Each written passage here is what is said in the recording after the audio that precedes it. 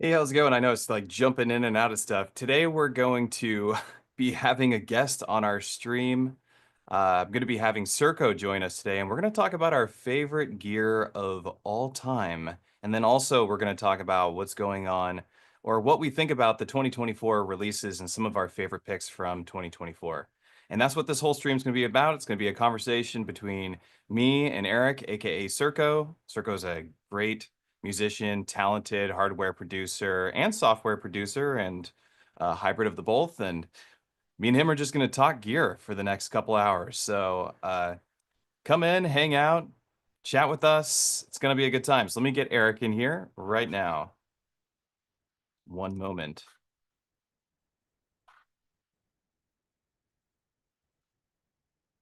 Hybrid of the both, and me and him are just going to talk gear. Yo, Hey, what's going on? what's up, dude? Not much. How you doing? Welcome to the channel once again. I'm doing good. Thanks. This is the first Um, time we do it this way, right? yeah, this is the first time we've done it like this. Yeah, we've only ever done it at your house. That's true. We've only no wait, we have done a chat, online chat. We have a version with us via That's right. StreamYard instead of using Zoom for the Yep, that's right. for it. That's So yeah, so Eric, you're awesome. I'm so glad to have you here once again. And we've played a bunch of shows together. We've done a lot of streams together. We talk all the time, and we both love a lot of the same stuff. Some stuff we use in different ways, but for the most part, we're pretty much on the same page, I think, when it comes to a lot of hardware. yep. But there's a lot of stuff that you do that venture into territory that I don't, Hmm. and vice versa, I think. And I think that's really cool. But it's a bit of a meeting of the minds, I think, Yeah. and want to talk about some of our favorite gear. So, um, before we do that, I want to mention the stream is, sponsored by Modbang. Modbang's Nice. the best. And I have Modbang cables. I have yeah, Modbang stands. that's right. All kinds of good Modbang stuff. That's what I'm talking about, dude. That's what I need you to do. Um, let me uh let me look at the stream stuff here and make sure everything's going well. Looks like it is. Nice. Awesome. I'm gonna keep this muted so I can't hear it. But I have yeah, the okay, stream up. cool. I have the stream up on a different thing so I can see the chat too. So, Okay, cool. yeah. Yeah, let us know what you guys think about the levels and what have you. That's really important.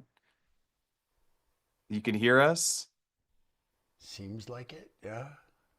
Cool. I love these streams, and Me too. folks who participate on my Patreon often comment that their favorite thing they do, and just people in YouTube in general often comment that their favorite stuff is that when I bring a guest on here, and a lot of people have said a favorite guest of theirs is you.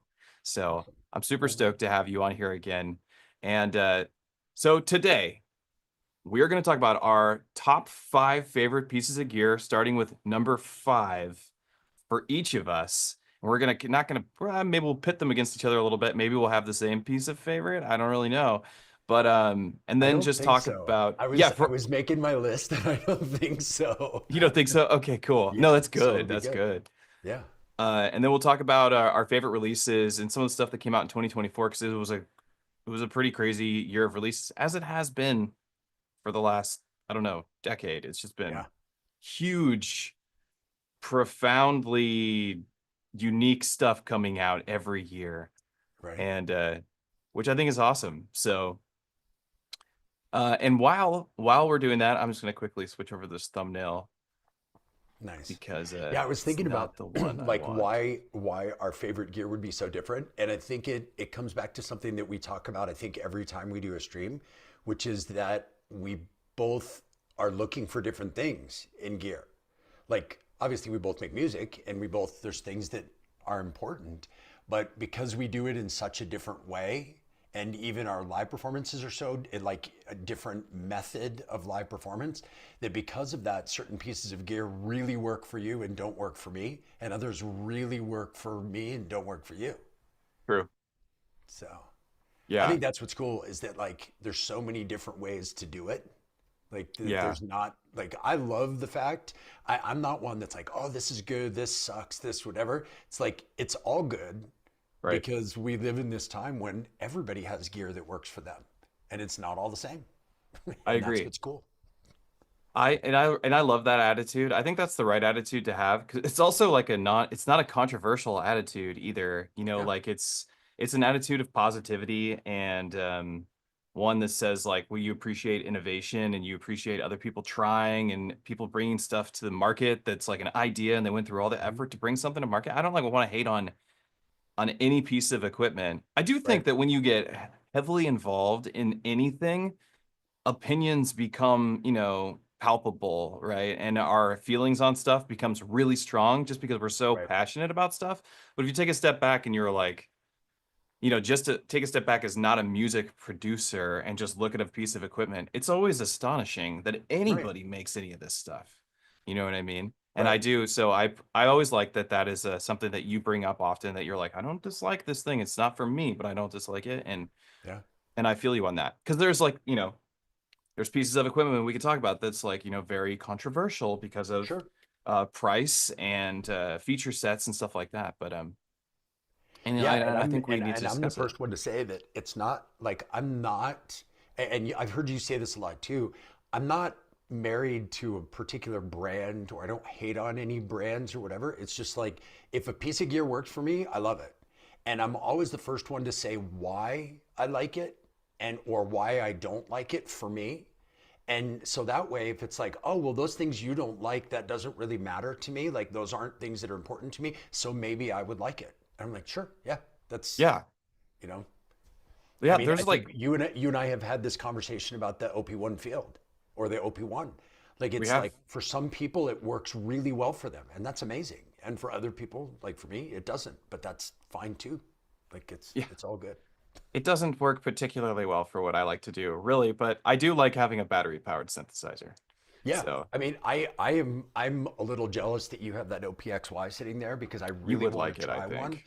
because it feels like the big things that I never liked about the OP1, it feels like they fixed. I was hoping when the OP1 Field came out that they would fix the MIDI integration and that it would have a proper sequencer, and it didn't. And so I was like, okay, well, I still don't like it. It's not because I hate on teenage engineering. It's because I need those things. And if it doesn't Yeah. have it, well, then I can't use it.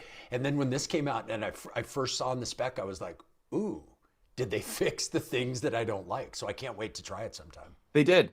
They fixed Yeah. a lot of the things you don't like. I think you would find a good use for it. Like it's a good you can improv on it like Mhm. because it has scales and some tools like that where you can kind of like keep it in the zone and kind of do generative stuff. So, yeah, we'll definitely talk about the OPXY a bit Yeah. during this stream because there's a lot to It was a discuss big when it one comes that to came that. out this year. It's a really big one that came out this year and there's a lot of stuff that I have a lot of opinions on it because I have a lot of experience with it at this point.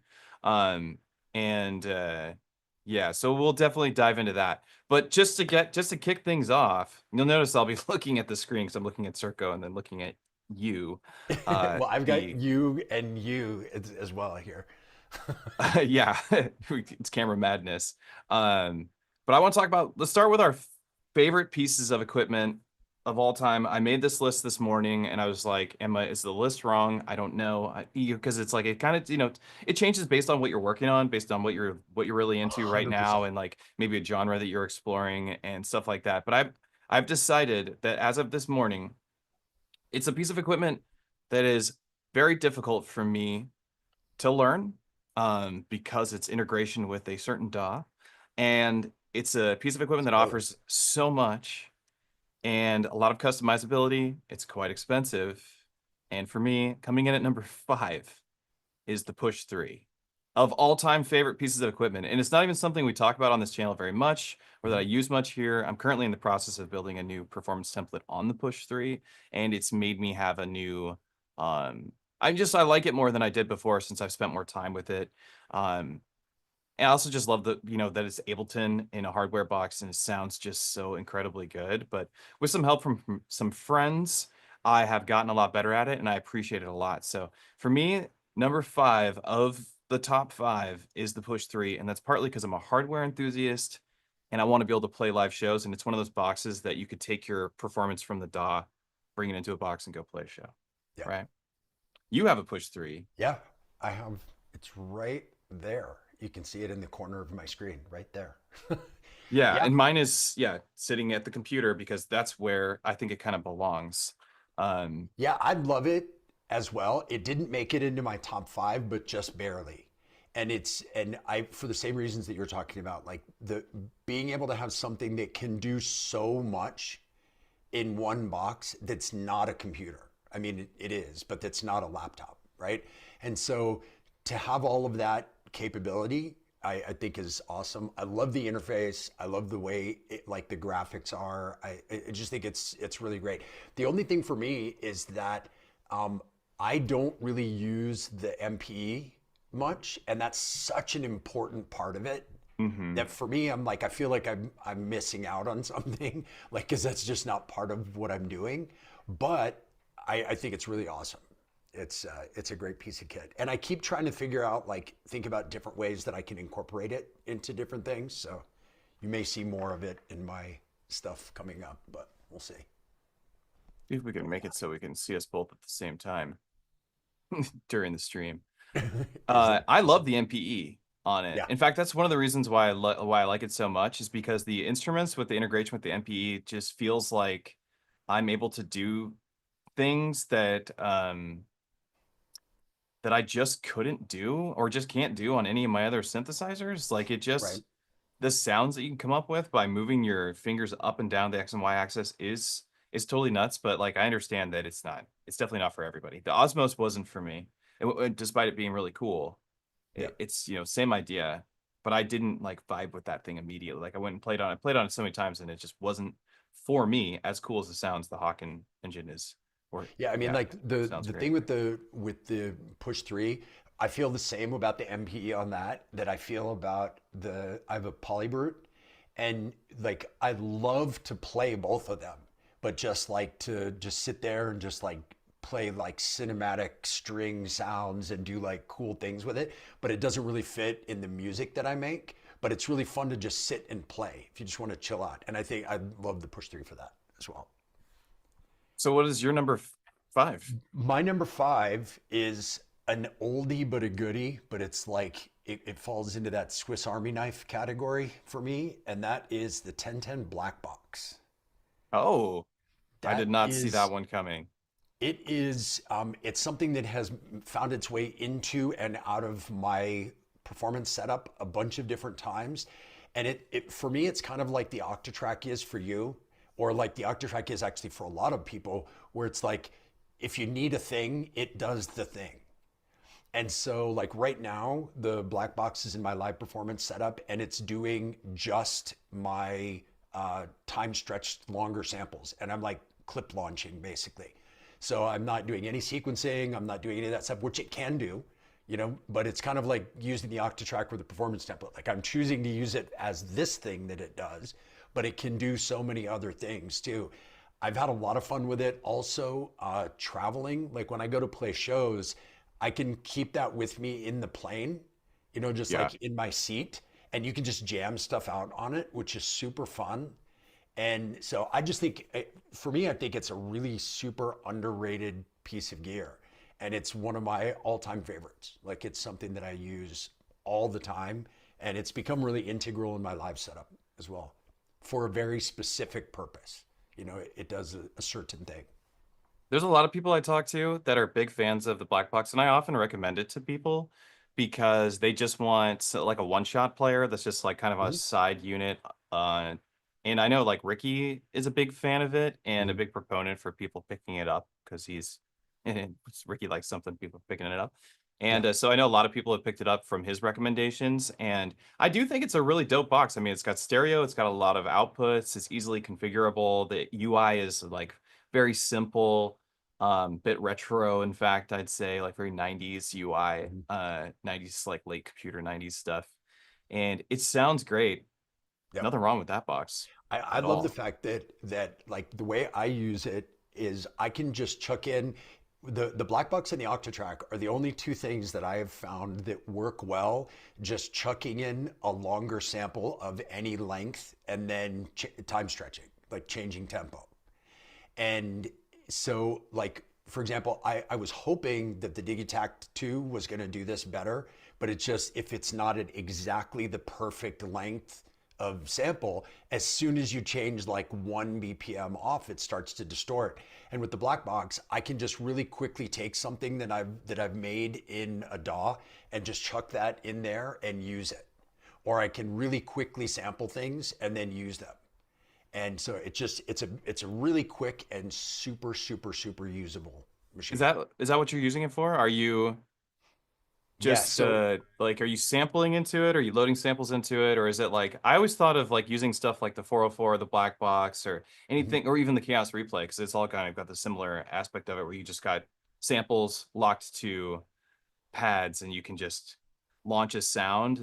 There's an idea of having like a particular sound that gets used every time you play, and like you hit the button, it's like, Surco or whatever, or it says some sort of sound, maybe air quantized horn. to your so some sort of sound that's quantized to your beat, maybe Yeah. like getting MIDI So I clocked to it. basically use it in the clip mode. So it's just like if I had Ableton with 16 clips on the screen, and you can just hit it and it launches it and then they loop. And so I have 4 different rows of 4 in each kind of little preset group that I use. One row is kind of low end like subs, just because I don't like to make those on the fly. The next one is atmospheres. The next one is percussion loops. And then the next one is like hook loops that I've sampled from my studio modular. And Okay. I've got them, I'm using the Launch Control XL with it. And so I have volume for each channel on the launch control, and then I have a pitch for each one. So I can basically launch an atmosphere, pitch it to go with whatever I'm playing, and it just loops. And I can use that as kind of a foundational element in what I'm playing. And I don't have to make it in a machine, go in and change, settings and change all kinds of stuff like that. So it's for those things that I just don't want to hassle with when I play live. I'll just have those looping there. Okay. I mean, that makes total sense to me. That's a lot of ways that people use the Octatrack too, Yeah, because of exactly. stereo, like really long stereo samples that you can use, which you can now do with the Dig-Attack too. Um, 16 tracks of really long stereos, that's pretty really The long thing with the stereos, really Digi-Tech long 2 is stereo I samples. tried it and I Mhm. just, it got really frustrating for me because I had to have the sample exactly the right length to like the Oh, millisecond, for because if it's not for the loop. exactly the right length and you tell it that it's 4 bars and it's 4 bars and 1 millisecond, as soon as you adjust the BPM by one thing, so basically you sample into the Digitact, and because of that, you're sampling a perfect length. I was taking samples that I was using in other things and putting them in there. And if they weren't exactly the perfect length, it doesn't stretch them correctly.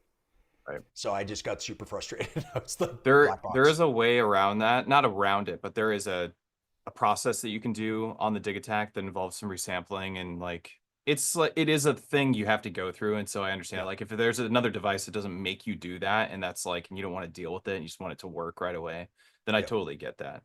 But there is Yeah. a With way this, you can get through it. yeah, I mean, with the Blackbox, like if I'm just like messing around with stuff in the DAW and I come up with a cool percussion loop, I can just grab the SD card, pop it in, and then I can use it in a live performance right then. So Cool. super handy, just Yeah. like the Octatrack, Yeah, but just it's like the smaller. Octatrack. Like Yeah. that's the thing. It does what I would use the Octatrack for, but it's just a smaller version of it.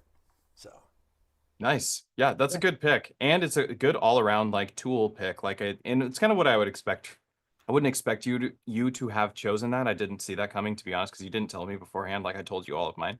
Uh but yeah, didn't see that coming, but I think it's an all-around great choice. So it's yeah, like I'm not gonna knock any piece of equipment that anybody picks anyway, but I don't have like a rebuttal for like why one would be better than the other when it comes to a device like that. It gets a job done, and it does it well, and it does it at a good yep, price. So it's like yep. it's a good And piece. and like I said, for me, another huge thing about it is that it's small. So like Yeah. if I'm going to travel with my gear to shows, I want something that it takes up the least amount of space as possible. So it just makes it that much easier. Yeah. Great for travel, that's for sure. Yeah. Okay, so this is my I'm sure you don't remember the ones I told you, but I don't. this is my number I 4. remember your number one. That's the only one I remember. Well, everybody already knows what it's going to be. It's almost silly. But my number 4 is Digatone 2. I don't know if you have a Digatone 2. I do. You do. I hope it made it on your list. I'll be sad if it didn't. It did. Okay, good. Thank the Lord. Yeah, Digatone 2, 16 tracks of synthesis, FM, stereo, great effects, Overbridge coming. Any idea when? Have you heard I don't anything? know Any when. insider I info? thought it was going to be out already, to be Me honest, too. and I do communicate with Elektron now and then, and but I haven't heard anything about it. And but I do so recently, and I'm gonna talk through this really quick. So recently we did a dub techno compilation in the EZBOT Discord, which I was complaining to you because I didn't get you on it. But well, hopefully I'll get you on the next one. But a dub techno compilation, and we had to use pieces of hardware. Mine has Digatone 2 in it, and it's my bass and a chord part. And when I was going through the process of multi-tracking, which I did, I multi-tracked it. I made my dub techno track using Elektron specifically. And I didn't run it through my Octatrack because I just wanted to get the audio into the computer because I wanted it to sound as pristine as possible. So I used Overbridge from Digitac 2 and ran the Digatone into my Digitac through the left and right inputs, and that comes up as a track in Overbridge, which is great. So it kind of made it so I could use, use Digatone through Overbridge, so to speak. And I actually also used song mode, there's a whole conversation to have about doing the multi-tracking. I desperately, if Overbridge was on, I don't know if Overbridge being on Digatone would move it up on the list to like closer to the top of my list. I don't think so, because I'm actually battling with like what's number 2, and between 2 and 3 is so close together for me. But Digatone 2 is absolutely amazing. You don't need to tell me where it landed on your list, but I am now curious. What is your number 4? So my number 4 is sticking in the Elektron world is the Analog Rhythm Mark II. I should have guessed. That is it is for me, and I will fight anybody on this. It is the best drum machine ever made. It is the best, and purely because of the fact that you can layer synth and sample on every single pad and resample that afterwards is amazing. And it's just the ability to sound design, the ability to use that in performance, the ability to morph between those two sounds as you perform is amazing. It's like having the morph feature from the Polybrute, but on every single pad in the Octatrack. So you could put like, I've messed around with it where I would have like a pad sample and kind of a piano tone, and you can morph between the two of them by just changing how much of each you're using, and it's awesome. I mean, it's absolutely amazing. It would be in my live setup if it was smaller, but it's my yeah. It has been in your live setup. I do feel like you It can. has. I mean, because of the sample, because it doesn't have samples, but Syntact, I feel like is like could be a close replacement. Not really. Or do you have to have the samples and the performance stuff? Yeah, I think that there's a few different things that for me make the rhythm just like in its own category. I mean, for me, the rhythm is a Syntact and a Digitac together that you can just layer, right? You've got the samples and the synth that you could layer on every single sound, which I think is just awesome. But the sound of it is great. 1 and Syntact together. Exactly. I would say. Yeah. Exactly. Just the sound of it, I think also is really good. Having that the master overdrive just sounds so good, and all of the analog drum engines, I love the way they sound. It's just I love it. I think if I had to sell everything, that would be the last thing I would sell. Damn. But It's not on number 1, and you'd keep it over everything? It's not, because I have other, like for me, it's funny because I was thinking about this as like, yeah, all-time favorite gear, but it's also for me influenced, like you said, by what I'm actually using, right? So Okay. I'm not using the Rhythm Mark I right now in my live setup, but it doesn't change the fact that it's amazing that I keep it right up there in my list. Yeah, I was kind of like, as I was doing this, like as we were preparing for this topic, 'cause it's such a fun conversation to have, and everybody Right. has their own idea of what their top five would be, and it's a fun thing to even think about and kind of like Right. just play through the list of options. I was like looking through the studio and I was like, damn, like I mean, my top five is all gonna be a bunch of Electron gear, and it's like all the same, all for the same reasons. You know what I mean? So I Yep. was like, but that's not true because I don't use all of my Electron gear at the same time.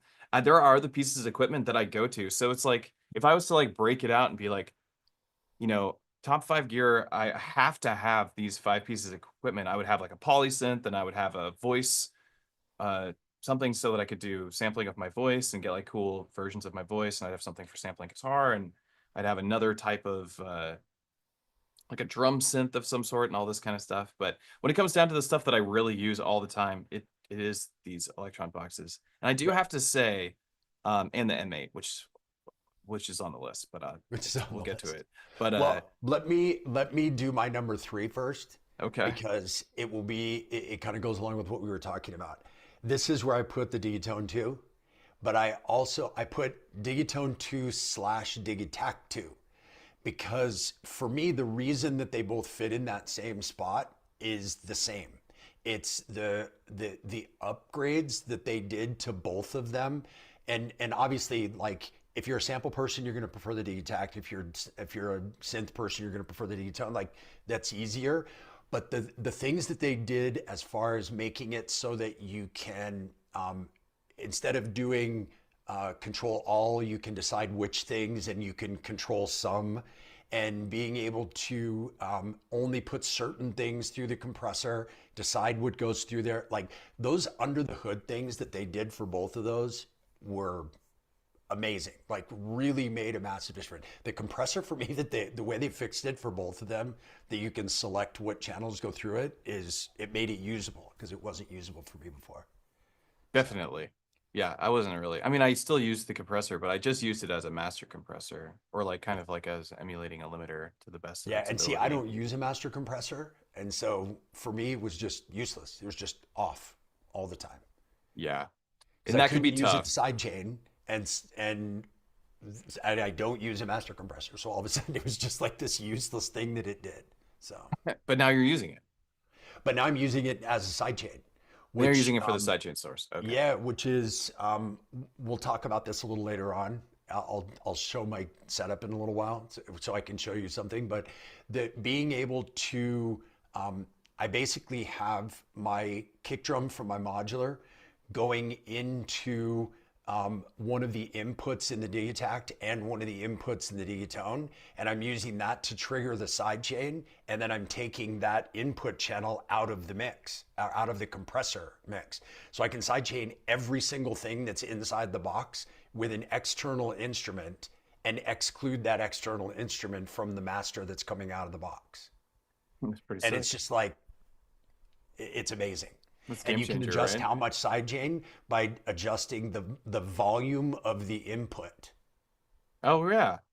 And so, because I went into the audio settings and I took that input out of the routing, so it's not routing to the main, so it's basically muted permanently. Right. But the volume then acts as the amount of sidechain.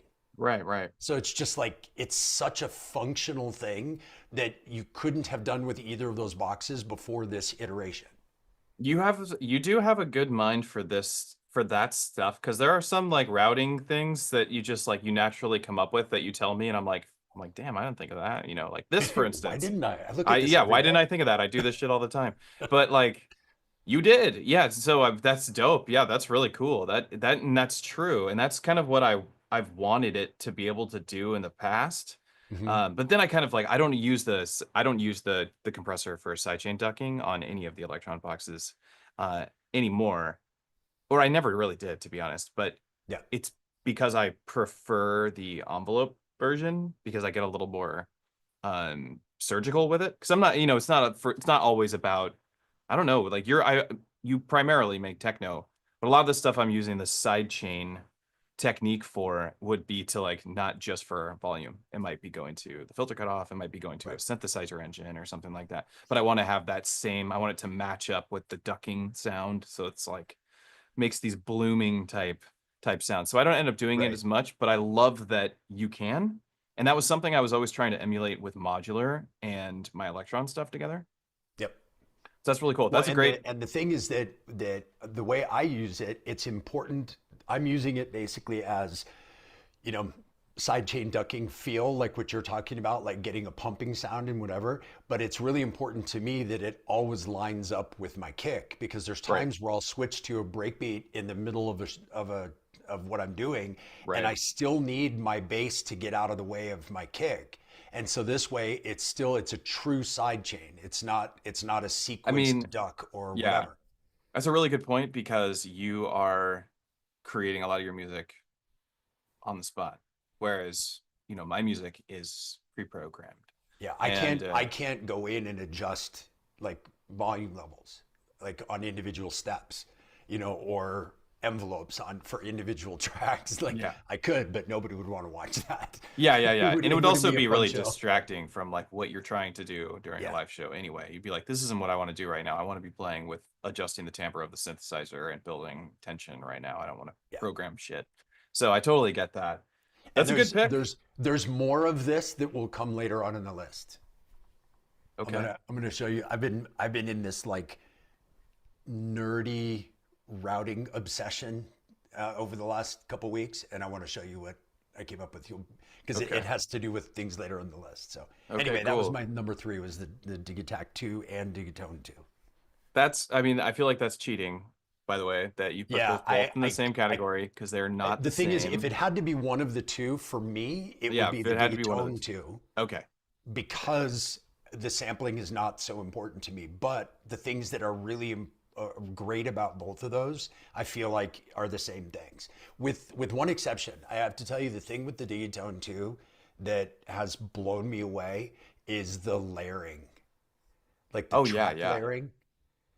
I think That's Digatone 2 has not been fully explored yet. Like I think that we have years to come. I think it's going to be a couple yeah, years before it also needs some updates. Like it's yeah, going to get better yeah. Oh, for as sure. time goes, and I think that they're going to and I think, squish a little bit of the bug stuff, but also it's just going to become a better device.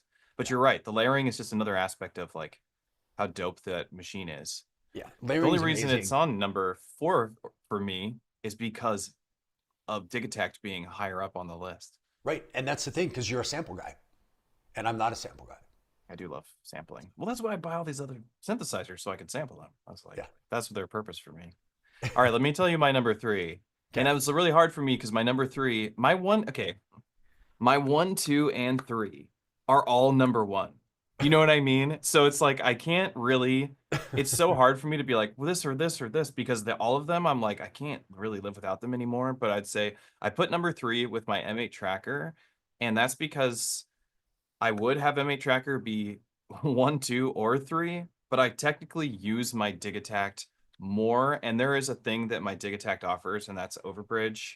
And also, I teach the Digitact more often than I teach the tracker, and I've spent more time with it. So it ends up being a piece of equipment that I am just using more often. Otherwise, it's really hard.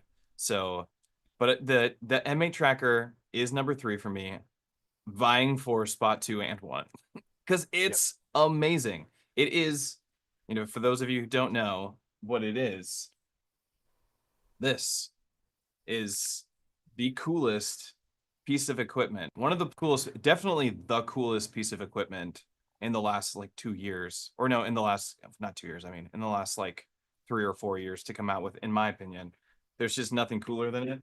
Um, in terms of newer stuff that's come out, it's just smokes everybody. It's the best. So I love it deeply. It does a lot for me. It's a part of my live shows. I program complex, meticulous type music on it for the most part. It's where I write the most complex stuff, as whereas I think Elektron is really good for improvising and live hands-on stuff. That may really lends itself to writing complex patterns, and then you perform those, and hopefully there's something else on the side with your M8 to like tinker with. You have an M8 as well, right? Not anymore. Sadness. So we can have this conversation, because this is exactly the same that we were talking about at the start of this. That depending on what you want to use something for, like I recognize the M8 has an unbelievable amount of capability. Like it does crazy stuff. It sounds really good. I love the form factor. Very much like the OP1, I love the form factor. And but the feature set for the way I perform, and you kind of gave away the flip side of my argument in what you just said. You said you program meticulous music. The thing for me that made it so that I just didn't gel with the M8 at all was the fact that I don't program meticulous music. I improvise. I don't like to have a whole bunch of meticulously prepared things that I then jam. I like to actually write live on the fly. And nobody wants to watch me play with a Game Boy writing live on the fly. But performing things that were pre-prepared is way up there. It's amazing. But that's not how I perform. And so for me, I was like, yeah, it just was not, didn't do it for me.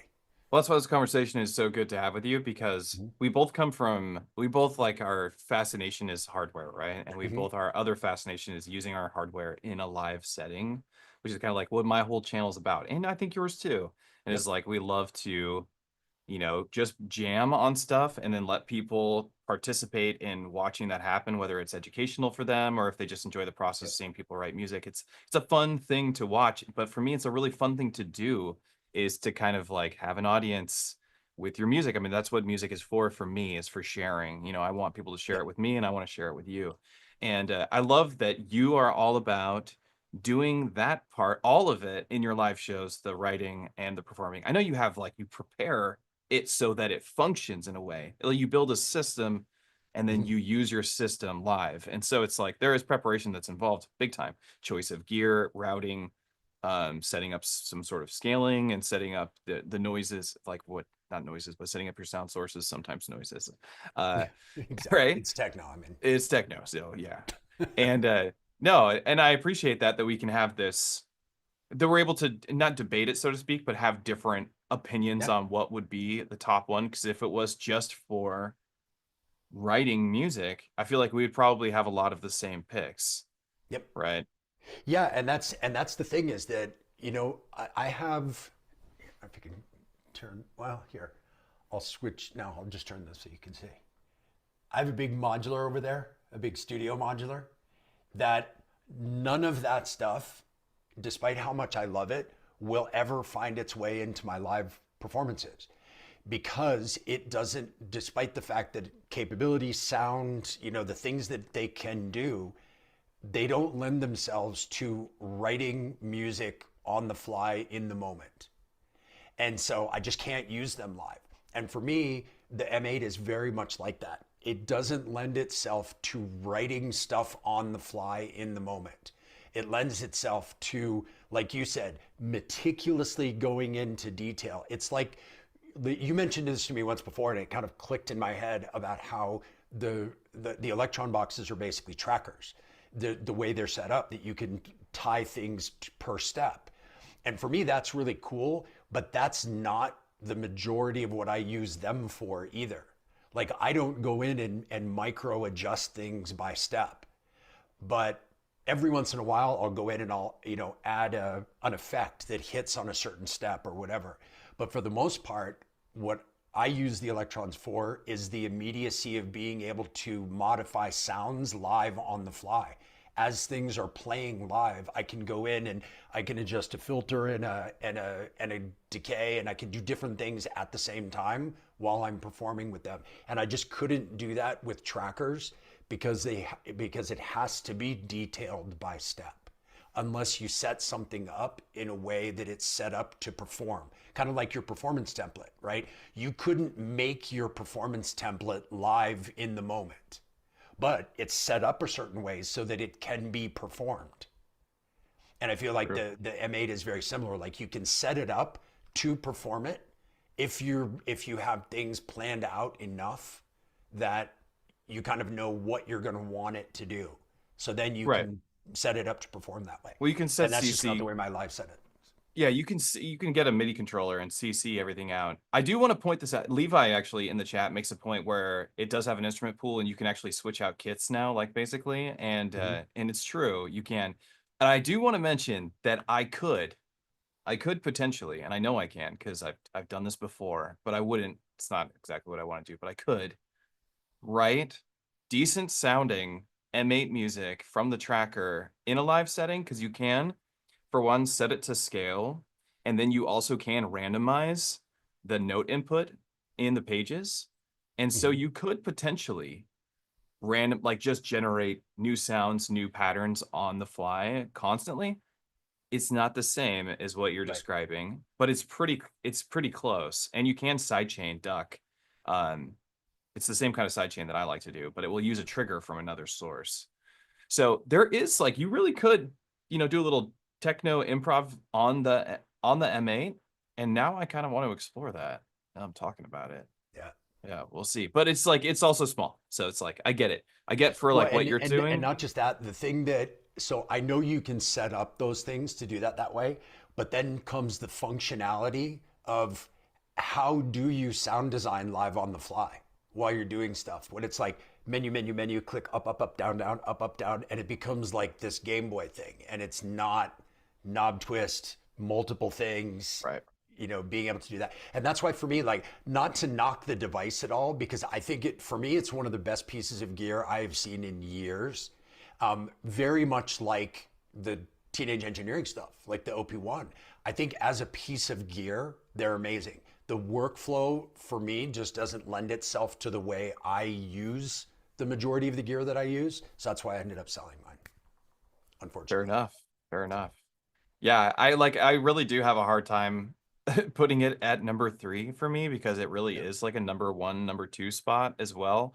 I just yeah, there's just other stuff that I use a little bit more. But it is like one of my favorite pieces of all time. So it's just Yeah. like that it's on the list at all is says a lot, I think, compared considering how much hardware gear has gone through my hands. It's like so much. Not only have I bought a lot of gear and having a YouTube channel, like the hardware electronic music YouTube channel, gear kind of just finds its way into my hands anyway. Either people are it's like you should borrow this and try it out, or like see if you want to show it on your channel, or Right. people send it to you and they're like, you should try this out on your channel because it's an advertisement for my synthesizer or whatever.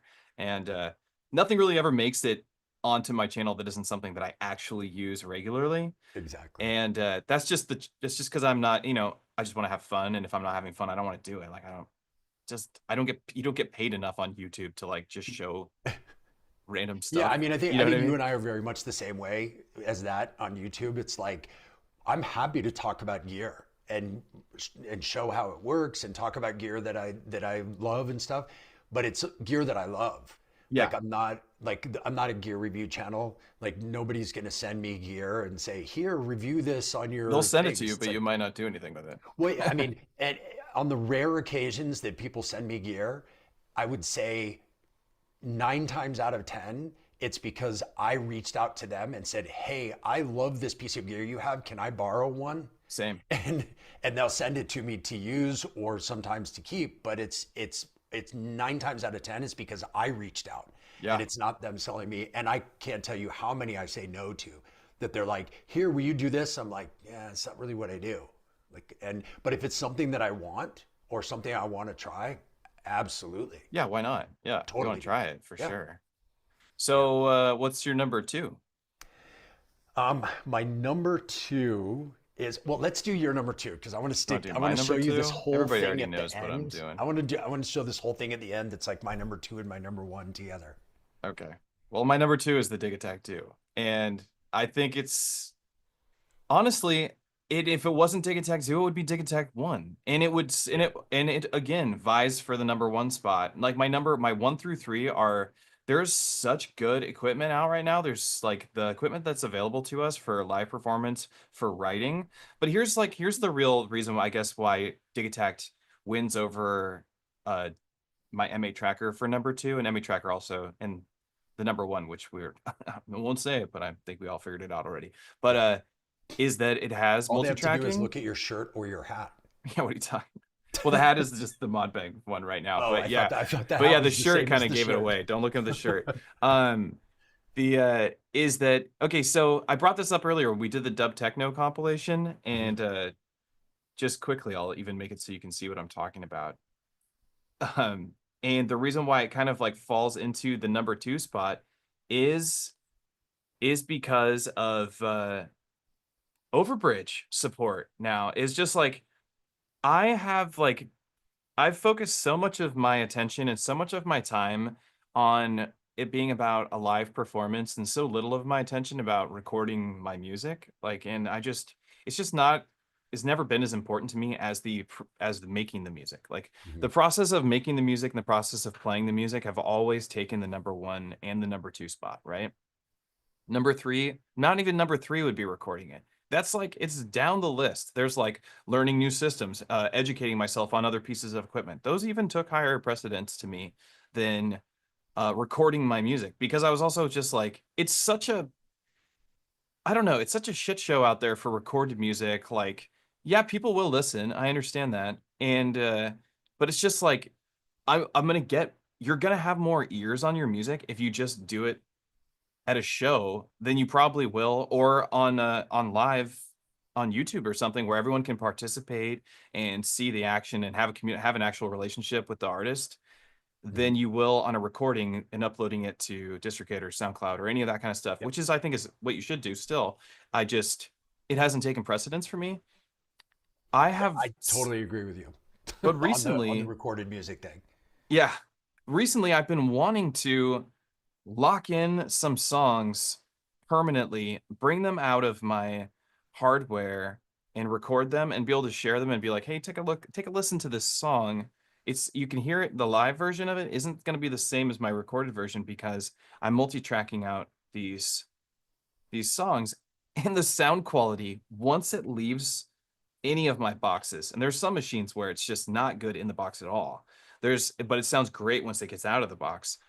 Once it leaves, like goes from Overbridge over to Bitwig or Ableton, whatever you're using. For me, Bitwig goes over to Bitwig, and I start throwing on, my multi-band dynamics and my dynamic EQs, my compressors, my stereo widener kind of effects, and I just start cleaning the audio up and leveling stuff out and really compressing it with something that's a profoundly powerful compressor like Ozone has, and Mhm. giving it a limiter and all that kind of stuff. The sound quality is just phenomenal, and it doesn't even sound like you made it like in hardware. It just sounds like another music producer. And that, honestly, I do like the idea that I can have my hardware be competitive. Mhm. That's why the Digitact 2 takes number two spot, is because of Overbridge. Yep. And because that is 2025 to me. That's what 2025 looks like.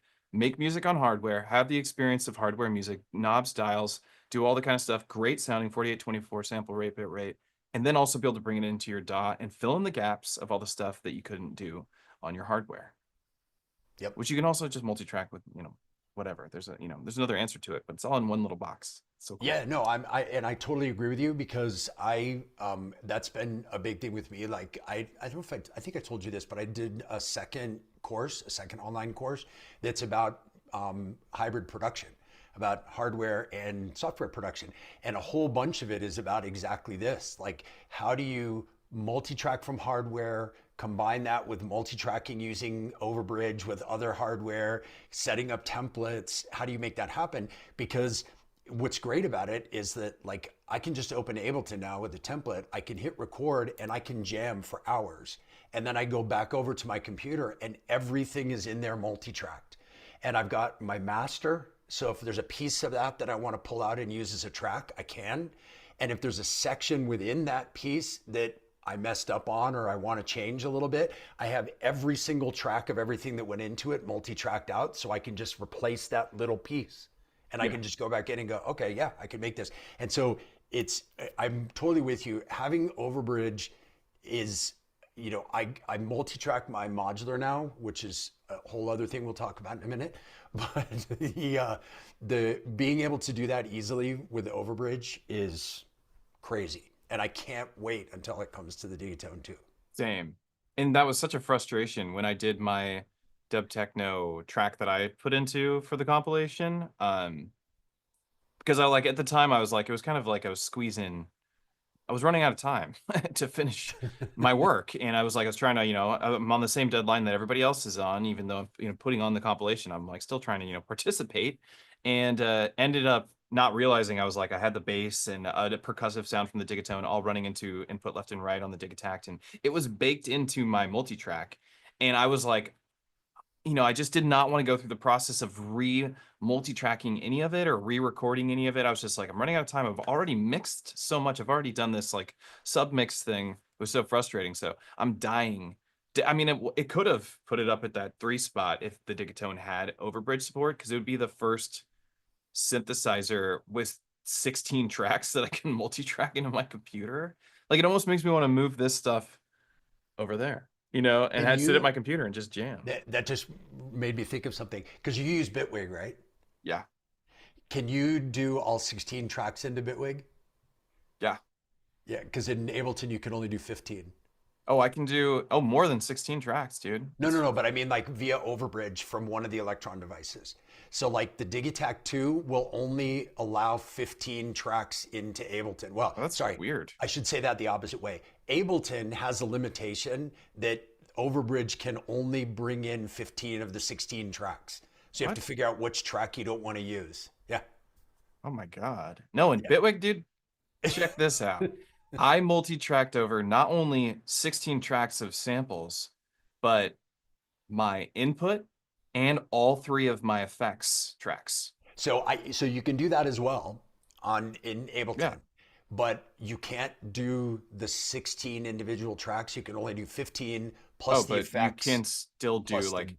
Yeah. 17 tracks of audio or Yeah, I don't know 18 what or it is, but 19. it's for some reason you can't decide which one, so you can't like exclude an effects return. It has to be one of the 16 tracks. I don't know what it is. It's kind of like over my head, but I heard from the Elektron people that yeah, it was an Ableton thing that they couldn't make work out until Oh, Ableton damn. changes something. I hope Yeah, they fix that. That's a pretty pain in big the deal ass. for most people are using Ableton. So Yeah, yeah, I no, would it's imagine that Electron's giant pain in the probably ass. like, please, please, please, please, please fix this. Uh, Yeah. okay, yeah, that's my number 2 spot. What's your number 2? Number two spot. So my number two and number one work together. So do you want me to do both of them or do you want to do your number one and then I do both? You tell me. Just do both. Okay. Do your thing. So my number two is a module that I got this year, which is the Shak Battering Ram kick drum. I knew we were gonna get a module in this mix somewhere. And this has been, I mean, You've a loved game this changer thing. for me. It's an individual kick drum module that I think sounds better than any kick drum anywhere. I haven't heard another device that has a kick drum that sounds this good, and it can sound good in any configuration, right? So you can make it be super aggressive, like gabber style kick drum, or you can make it be these super mellow or these really boomy 808s, or you can make it into anything with a super fast twist of a knob. And you just get these, like, it is just a sweet spot machine. Like, there is nothing but sweet spots in it. And the reason I had never had a kick drum in my modular before was because any kick drum I had ever used in the modular, including most kick drums in hardware, by the way, it takes a while to get them to that sweet spot. And then once you get it in the sweet spot, it sounds amazing. But as soon as you knock it out, you have to kind of get it back in. This one, I can have the fader down, random knob twists, and bring the fader up, and I guarantee it will sound good, no matter what configuration that I put it at. So now I'm using that in all of my production stuff. I'm recording that in and just using that. The only kick drum that I have now in the Digitact is a sample of the battering ram. Like it is the kick. Really. Yeah. It was funny. My kick sample that I used all the time was a kick that I got from the Analog 4. I sampled it into my Digitact and it made it into like, I don't know, 50 tracks that I've made. It was just Yeah. like, I loved that kick so much. Analog 4, I think, makes some of the best drums. I know the Rhythm is the shit for it, but Analog 4 does a great job. Yeah. So that's your number 2 and your number 1? So no, my number two is the battering ram. But the number one, and I know I cheated again on this, so don't get pissed at me, Oh, dude. there's a slash because I couldn't decide on my number one, so I made two things the number one. Okay. So one, I'm looking at the chat, so this is going to come as no surprise for anybody, is the Oxi One, and Okay. we can talk Of forever about that one. course. But the other one, which is also one of my top devices from this year that I just got just recently, is the Board Brain Exelon mixer for my modular. Really? And I know it's weird in this context to have a mixer at number one, but what it can do, Yeah, Circo has 7. yeah, whatever. There's no rules. Not I'm a like techno that. guy. There's no rules. But the thing is that this mixer is like most mixers are mixers, and that's what they do. This one, the capability that they've built into it, and this kind of mixer ecosystem that they've built with peripheral modules, the Board Brain company, all they do is mixing modules. So whether it's for getting line stuff into your modular, getting your modular out, routing, what do you call it? Pedals or things like that. All of their stuff is for mixing. And so they really focus on specific functionality for performing live using their mixers. And it's pretty amazing. So I wanted to show you something that is kind of how they work together and why you'll understand why these are together. So It's an expensive mixer. I mean, it doesn't mean that it's not a good spot. Yeah, no, like, it I is. want it, but I'm like, do I want it that much? Well, tell me after I show you this. Okay. So here's my live setup, as you've seen before. Let's see here. So basically, there's the main mixer that's here. This is an expander that has additional channels. And this is another expander that has stereo inputs. So basically in this section, I have 12 stereo channels, each channel with 2 sends, each channel with 2 output routing. So you can do parallel processing if you want to, which I don't, but you can. So you can set any channel to be A, B, or A and B. So you can send them out for parallel processing if you want. But a really cool functionality of this is that first of all, it's all analog and every channel is a VCA. And so it's set up really to be able to be controlled internally. So every single one of the channels has a patch point for volume modulation. So this is why this acts together. We were talking about side chaining, and you know as well as anybody what a nightmare it is to try to figure out any kind of functional side chaining in modular. It is. It's such a pain in the ass. Even if somebody makes a module for it, it's always something with it that doesn't do it quite well. Like if you took the kickane, you had to run your whole mix through your kick drum in order to make it work. Like it just wasn't functional. So the battering ram has an envelope output that you can press a button and invert the envelope. So you can output an inverted envelope. I have this going to an attenuator, and then the signal from that is going out to a mult. And from that mult, it's going into every volume patch point to every channel. So now that inverted envelope from my kick drum gets sent out, and that attenuator says how much duck I get on every single channel that I want to send it to. Nice. And so I can use this to do functional, proper side chaining. I mean, it's not just sequencing ducking, it's actually side chaining to the kick drum. So as I change up the kick drum, then it ducks every single thing that I want to send it to. And if I don't want it to duck something, I can just undo the patch point and have it not go to that particular one, right? Nice. So all of that goes together. Then with the board brain, you know, I was talking about their, like the functionality of their kind of ecosystem. There's a module, let's see if you can see it, this one right there. It's called the I/O, and it's connected via ribbon cables to the back of the mixers. And so this gives me stereo pre-fader and post-fader outputs from my mixer. So what I can do with this, when I'm in the studio, I can patch into an audio interface and I can multi-track out pre-fader and post-fader at the same time from the whole mixing system.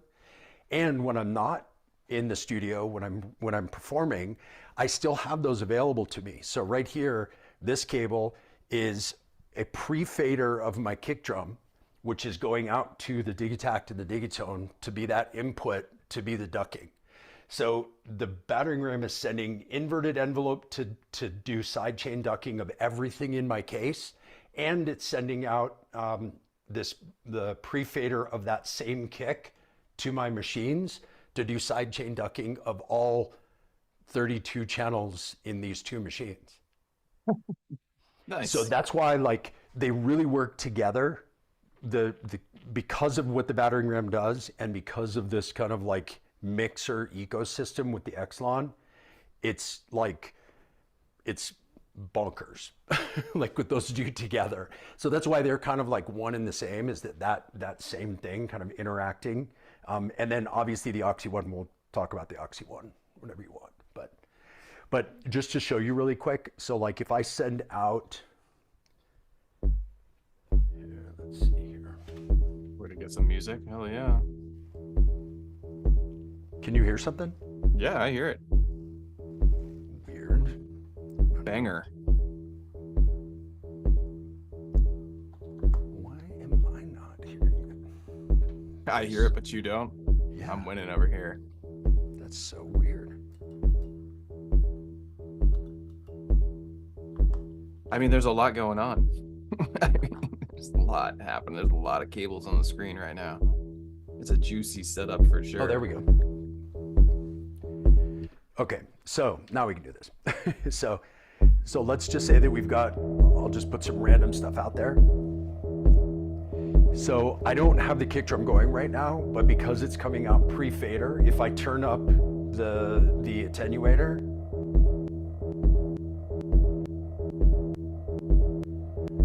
You're a little transient. or if I do something from,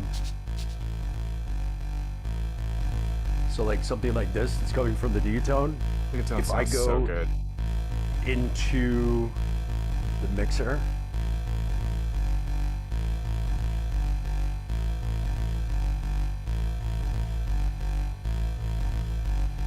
so you can hear that I get ducking on this too, on everything that's here, and I can control how much of that ducking happens here based on what's going into that. And so, and it's all proper sidechain that is cued off of the kick drum. So if I change up the kick drum pattern, all of that side chaining goes with that pattern, whatever the new pattern is. So if I change it up to a breakbeat, I'm getting broken beat ducking. Or if I want to make it 4 on the floor, I can get 4 on the floor ducking. Like you got it all figured out. So It's quite the setup. I mean, I love your setup. It's really cool. It's somebody had mentioned in the chat, they're like, Circuit, that's a lot of HP for the mixer. And it's like, well, that makes sense in your setup that there would be that much HP for your mixer, because you're fading in and fading out of elements as one of the most important aspects of your live performance. So it's like, yeah, having an actual pot, or I'm sorry, a fader for every element is so important. In fact, I have my modular case that I've been working on rebuilding.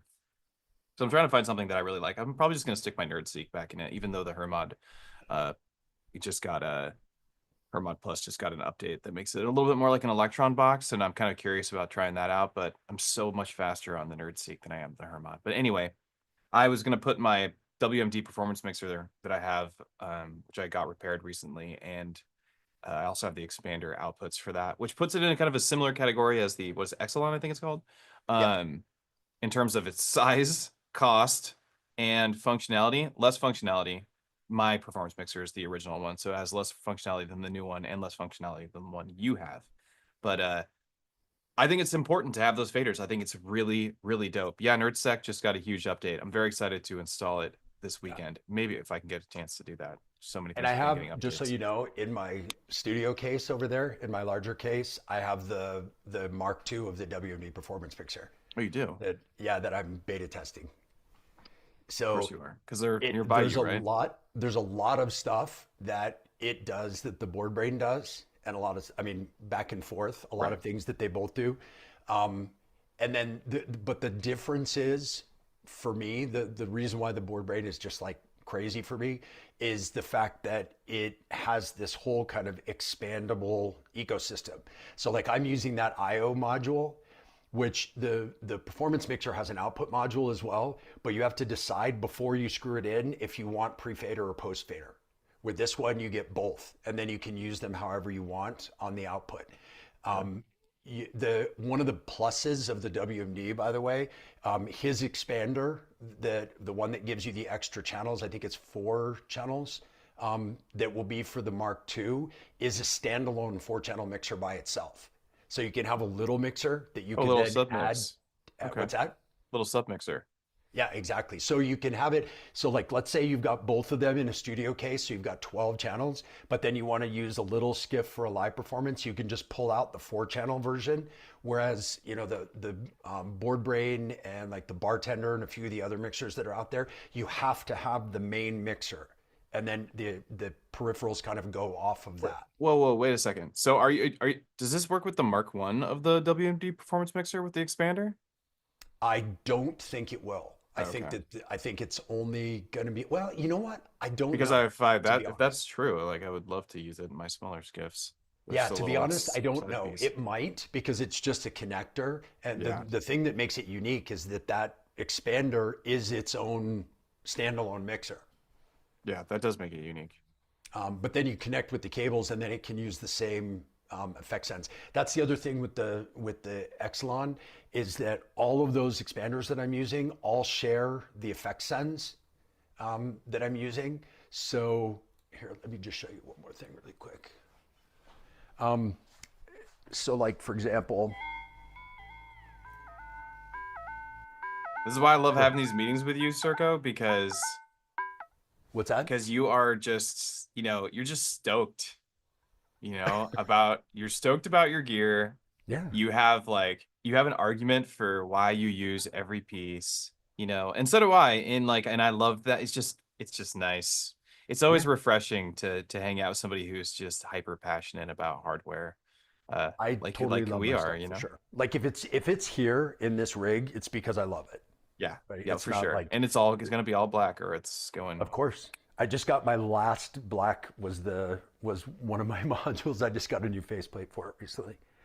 But just to give you an example, so like this is the Archer's rig, just to have just like a random thing. So I have two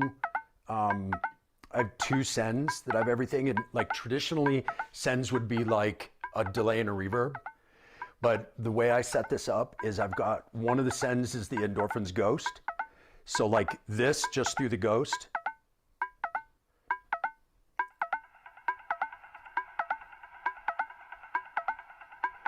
And I use that to create kind of like background washes.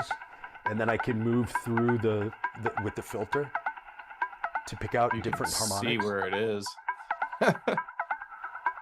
Cable spaghetti.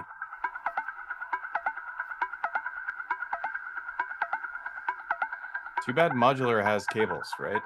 Why can't it just use Magic instead? Yeah.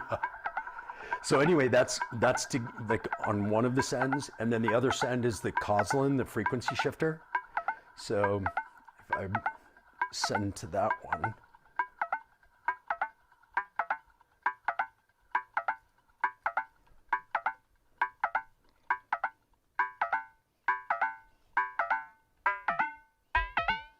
Cool. And then I have the Coslin coming back through a channel, so then I can send that frequency shifted signal to the Ghost. They're mixed a lot over here.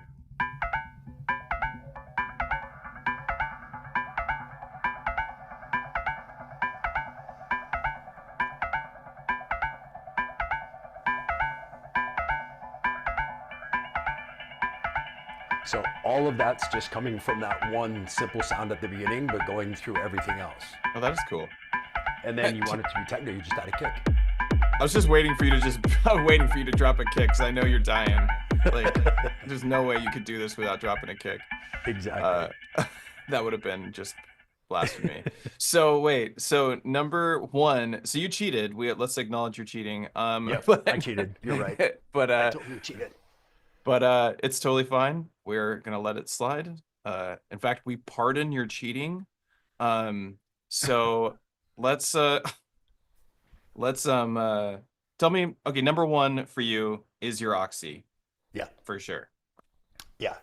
And that's, I mean, we've talked about it before, but for me, it's such an integral part of the way I perform live. Being able to not only sequence live and have everything centralized in one device, so then I can kind of control the entire rig from one place, but the thing that's the key for me and why I love it as a sequencer is being able to randomly generate CV separate from gate, because I like to be able to program in rhythmic patterns of gates on a note and then generate random CV in pitch or in key on those notes that I've put in. And that way I can go in and I can say, I don't want these notes to overlap, so I want this to go in between this one and in between this one, so it kind of keeps the mix clean. And then I can start generating random melodies within that. So it just gives me a ton of control over hardware, over like modular software. Like I connect my Oxy to Ableton all the time because the sequencers in Ableton suck. So I'm always Sure. using my Oxy in there, and yeah, it's pretty crazy. It's I mean just the capability of it and having everything centralized in one place is super powerful. So I'm even sequencing, and we've talked about this before, but I'm even sequencing my Elektron boxes partially from the Oxy as well, because anything that I'm doing that's melodic, I like to be able to generate random pitch in key, and I I can't do feel that like in Elektron you are boxes. solely responsible for this giant surplus of Oxy user, not just because of you've personally made Oxy like a techno staple for live production, but you're also like the biggest proponent for sequencing Elektron gear from an external hardware. And it's actually something I used to do with the Deluge. I used to sequence my Mhm. Dig Attack from the Deluge because the Deluge is also very kind of like Oxy Yep, similar. I think Oxy kind of took some cues from the Deluge. the Um, buttons. yeah, or like just a grid layout, I guess. Uh, some of it, I mean, battery power. There's some crossover, um, but yeah, I feel like you've created an army of Oxy One users that are doing exactly what you're doing now, which is an accomplishment, you know. And I'm sure Oxy Cool. really appreciates you for that. Weren't you doing the demo for them at Super Booth? I did, and I'm actually doing some stuff with them at in LA this week as well. At Buchla and Friends? Yes. Oh, cool. Yeah. God damn, I do wish I just new baby over here. I can't come over, I but know. I do wish I could go to Buchla and Friends this year. There's a lot of really cool releases. Yeah, it should be super fun. I'm excited for it. I But mean, yeah, we already. Oh, the sorry. no, I was gonna say the Oxy is like it's I think that in this day and age, there's three sequencers out there that are kind of like it's either an Oxy, a Torso, or a Hapax.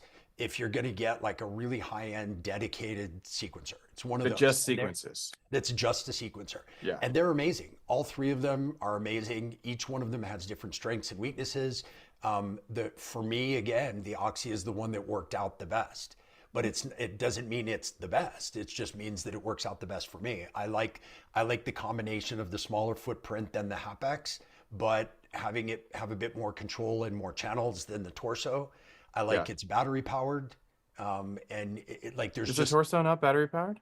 I don't think it is I've actually. It never might be. owned one, I so haven't either. I've just played with them at the shows, so I don't know. I think they're always plugged in at the show, so I don't I know. guess you're right. I didn't think I don't about think that. they are though. They're I don't think it's beautiful. very I powered. do think Yeah, they build like really excellent looking instruments. yeah, yeah, for sure. But the with the Oxy, it's I think it was just like a great combination of things. And I don't use like three quarters of what it can do, but the things that work really well for my workflow, I couldn't do without. Like I couldn't play my live shows without the Oxy. like the way Right. it is. Like Well, it before it is. was a Metron, right? Well, before it was the Metron for the modular, and it was the individual Electron boxes, each on themselves, and there was nothing that was centralized. If I did a sequence here, but I wanted it to be on a modular device, I couldn't do that. I had to have a cable to a modular to CV or to a MIDI to CV converter and whatever. Now with the Oxi, if I write something and I'm doing it in a module in the case. I'm doing something on the Erica Synths bass line, and I like the bass line, but I want to try it on an FM bass. Well, I can just route it to the Digitone and from the same thing and use the exact same sequence and use the exact same everything and just route it there just by Right. changing one setting. And so I can do stuff like that live in a show if I want to, because it's that fast and that easy. So for me, it's become such an important part of what I do that it had to be number one on the list because I couldn't perform my shows without it. Yeah, it's definitely. I mean, it's almost it's like an obvious number one for you. I don't know why I didn't even think of it, but of course it was number one. And I do feel like that company had the biggest come up of all hardware companies besides M8 Tracker in the last couple of years. I'd say like Dirty Wave, and it's just the company is Oxy, right? Yeah, Oxy, yeah. Oxy Instruments. Oxy Hmm. had the biggest come up as far as like, and they have multiple releases that have all been huge banger hits. Yeah. Um, yeah. Yeah, I use the Meta in my case as well. I mean, it's also, I mean, it for my live performances, it allowed me to not have to bring the Octatrack with me in order to be able to do because like I Octatrack's a wasn't big guy. using. It's a big boy. Yeah, and I wasn't honestly in my performances, I wasn't using a lot of the effects that were in the effects template, even though I used it for a long time. And so the few effects that I was using, I could get from the Meta, but I couldn't get the other things, but I Yeah, wasn't they're really just like using them. high passes with reverbs and delays and like really classic effects. I get that. Yeah. Yeah, In the it's they're basically DJ effects. It's the effects from a Pioneer DJ mixer. It's kind of what it feels like. As somebody who DJed for a long time, it's exactly what it feels like. Like press the button, turn the knob, and that's yeah. right. Yeah, it's a cool module. I haven't gotten to play with it much. I've heard demos, but yeah, it's a cool one. I think that company makes some really great stuff. Yeah. And I had an Oxy One for a while, and I thought it was great. And I bought it for all of its like crazy features. I didn't need a sequencer because I, for one, am not looking for a master external sequencer. Right. I think if a device comes with a sequencer and it's like, it's like if I'm using it to me for my workflow, if I'm using an Elektron box, I'm using it because it has an Elektron sequencer. Like the sound quality of the device is of Elektron is amazing and the Mhm. Overbridge stuff is amazing. But to me, it's like with the combo of good sound plus the sequencer is why I use it. But I totally Right. get your workflow is sick, and Well, and this I goes do like back that. to when we were talking about the M8. Your workflow in the Electron boxes is a tracker workflow. And my workflow in the Electron boxes is not. And that's why for me, I can sequence from an external thing because I'm not going in and doing per step parameter locks on every step on every track all the time, like you would with a tracker or like you would, like, like a lot of people do with the electrons. I mean, that's what makes them so strong. Whenever anybody asks me too, like, when do you use one or the other? I always use the Elektron sequencer if I want to parameter lock things. If the thing I'm doing will either needs or will benefit from parameter locks, then I use the internal sequencer. But if it has to do with generating random pitch in key or keeping everything centralized, then I do it from the Oxi. And so that's why there's kind of a mix. Like on the Digitact, tracks 1 through 8 are drums for me, and those are all sequenced internally in the Elektron box. Oh, And okay. 9 through 16 are all one-shot melodic elements, and they're all sequenced from the Oxi. Okay. I mean, you use the Dig-Attack the same way I do. You're just Hmm. using a different sequencer. I do all the drums on top and all the melody on bottom. That's what I do on the Digatone as well. I do Yep, all the drums on 1 through 8 and all the melody stuff on 9 through 16, yep. which I love. 16 tracks on them both. It's just like, It's crazy, isn't it? it's crazy good. It's so cool. I I'm have like, now I have what a time to be nine alive. I have 9 voices in my modular case and 32 between those two boxes. plus 16 in the Blackbox. It's just like an insane amount of options to play from, to pick and choose from. So I don't even, like during a live show, I don't change patterns or kits at all anymore because I just don't need to, because I have so many things available that I could play for days without ever needing to go to a different bank of sounds. Right. Just leave them all the same. That's pretty cool. Yeah, it's Okay. handy.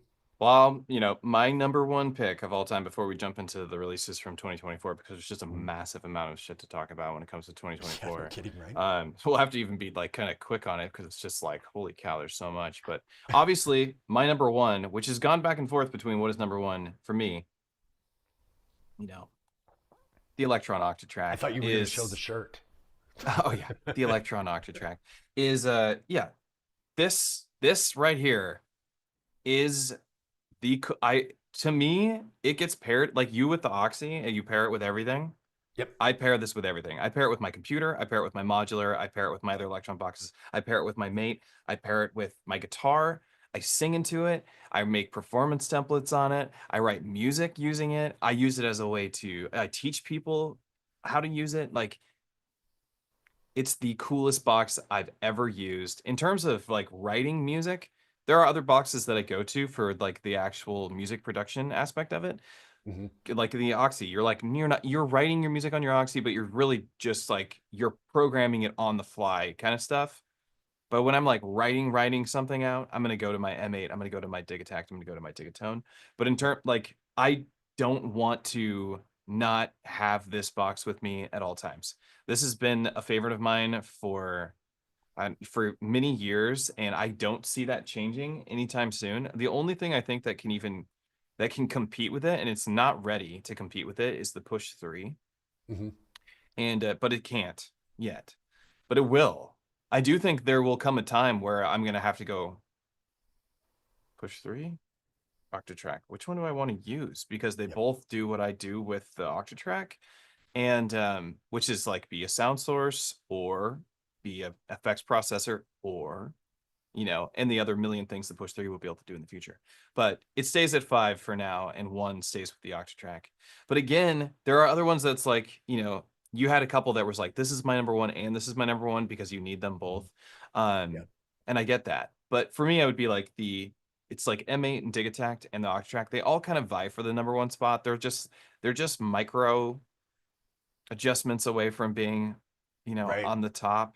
But the Octatrack does take the cake for me because there's nothing in there that you can create your own effects from. I'm like using the Oxi to do like classic DJ effects. That's cool. I like that.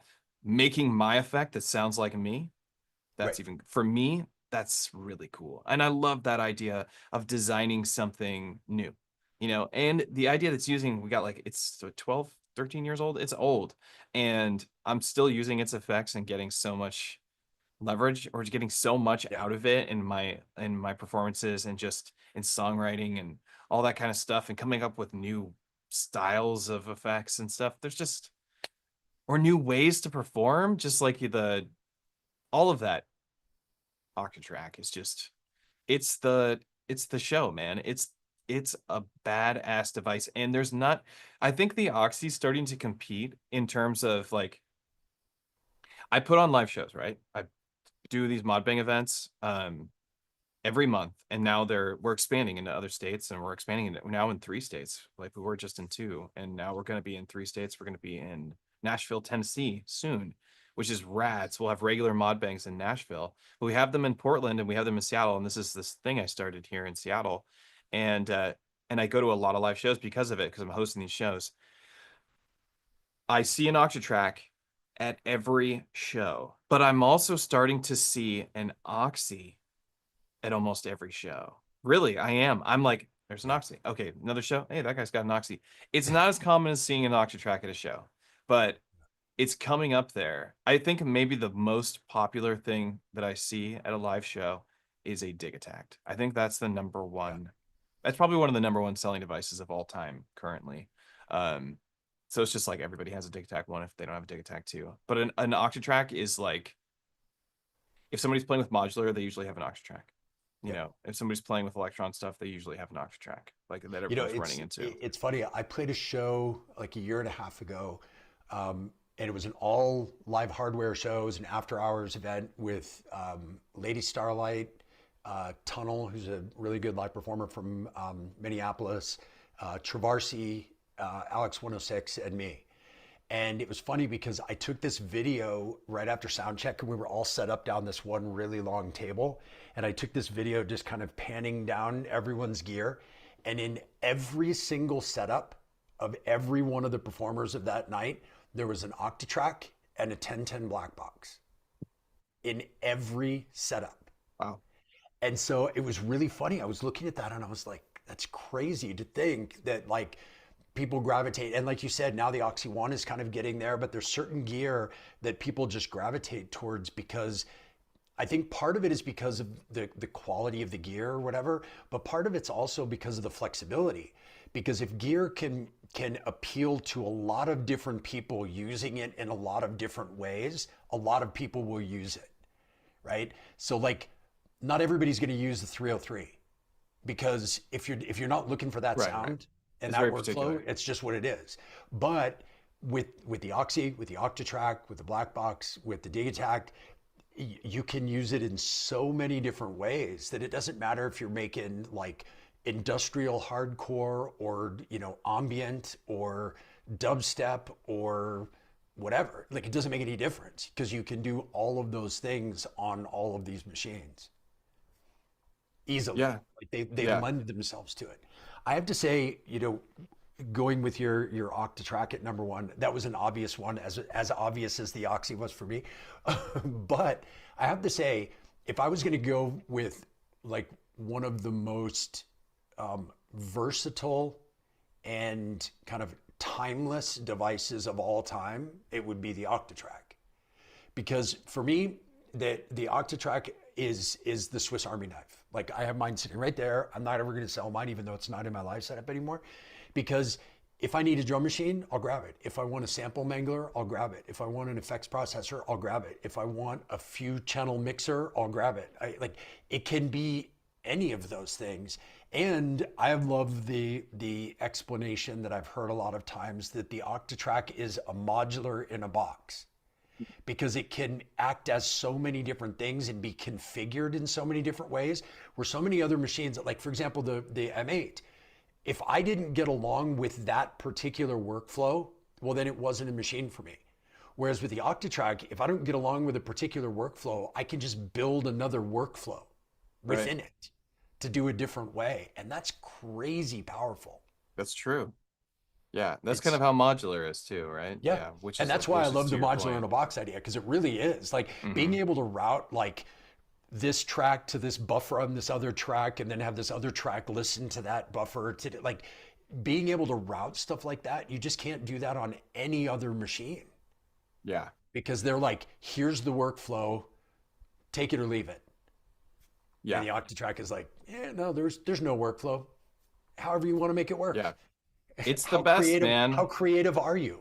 It's at the number one spot because and I use so much hardware. There's still not anything. And like I said, the only thing that can compete with it, in my opinion, is gonna be a push 3. But it like I said, years down the road, if that, I don't know when, that could be like 5 years from now. But it will compete. Something else will compete with it eventually in terms of being the Swiss Army knife of like everything. Um, but like, okay, so that concludes our top spots. Okay. So I do want to talk about 2024. Some stuff has been released in 2025, and like, and we don't need to ignore it. But in turn, like, it popped into my head just now because Bitwig released their first piece of hardware today, and it's an audio interface with some like built-in DC coupled outputs for like that are pre-calibrated for modular, Nice. and to connect with your modular and get some. It doesn't have very many inputs, lots of outputs, but it has some other features for like doing automation and doing smooth automation and controlling different parameters in Bitwig. Super cool. It's the closest thing to getting a push in Bitwig that we have so far. But it's like that popped in my head because it came out today, and it's like I'm a huge Bitwig fan, and of course I want to buy it, even though I have zero use for it because I have a better interface than 4x12 goes. But for matching Bitwig with my modular, it's definitely a better route. there are other options like ES9 and some other stuff by Board Brain that could do that for you. But let's talk about 2024. I have a list right here. And a lot of this stuff came out towards the end of the year, but during 2024, that's when we saw Digatone 2. That's when we saw Digattack 2. So we already talked about those, so we don't have to mention that, but those like, wow, those are amazing 2024 releases. One of Yeah. the things I want to mention before we get into the really obvious stuff from 2024 that is a device that came out a while ago that is like got my attention back on it is the Deluge. Hmm. And this didn't come out in 2024, but the community firmware did. And this thing is a smoke show now. Like it's crazy what you can do on the Deluge. So really, really cool device. Not necessarily a 2024 release, but it's out of control. It's a really cool device. But moving on from there, M8 Model 2, Hmm. 2024.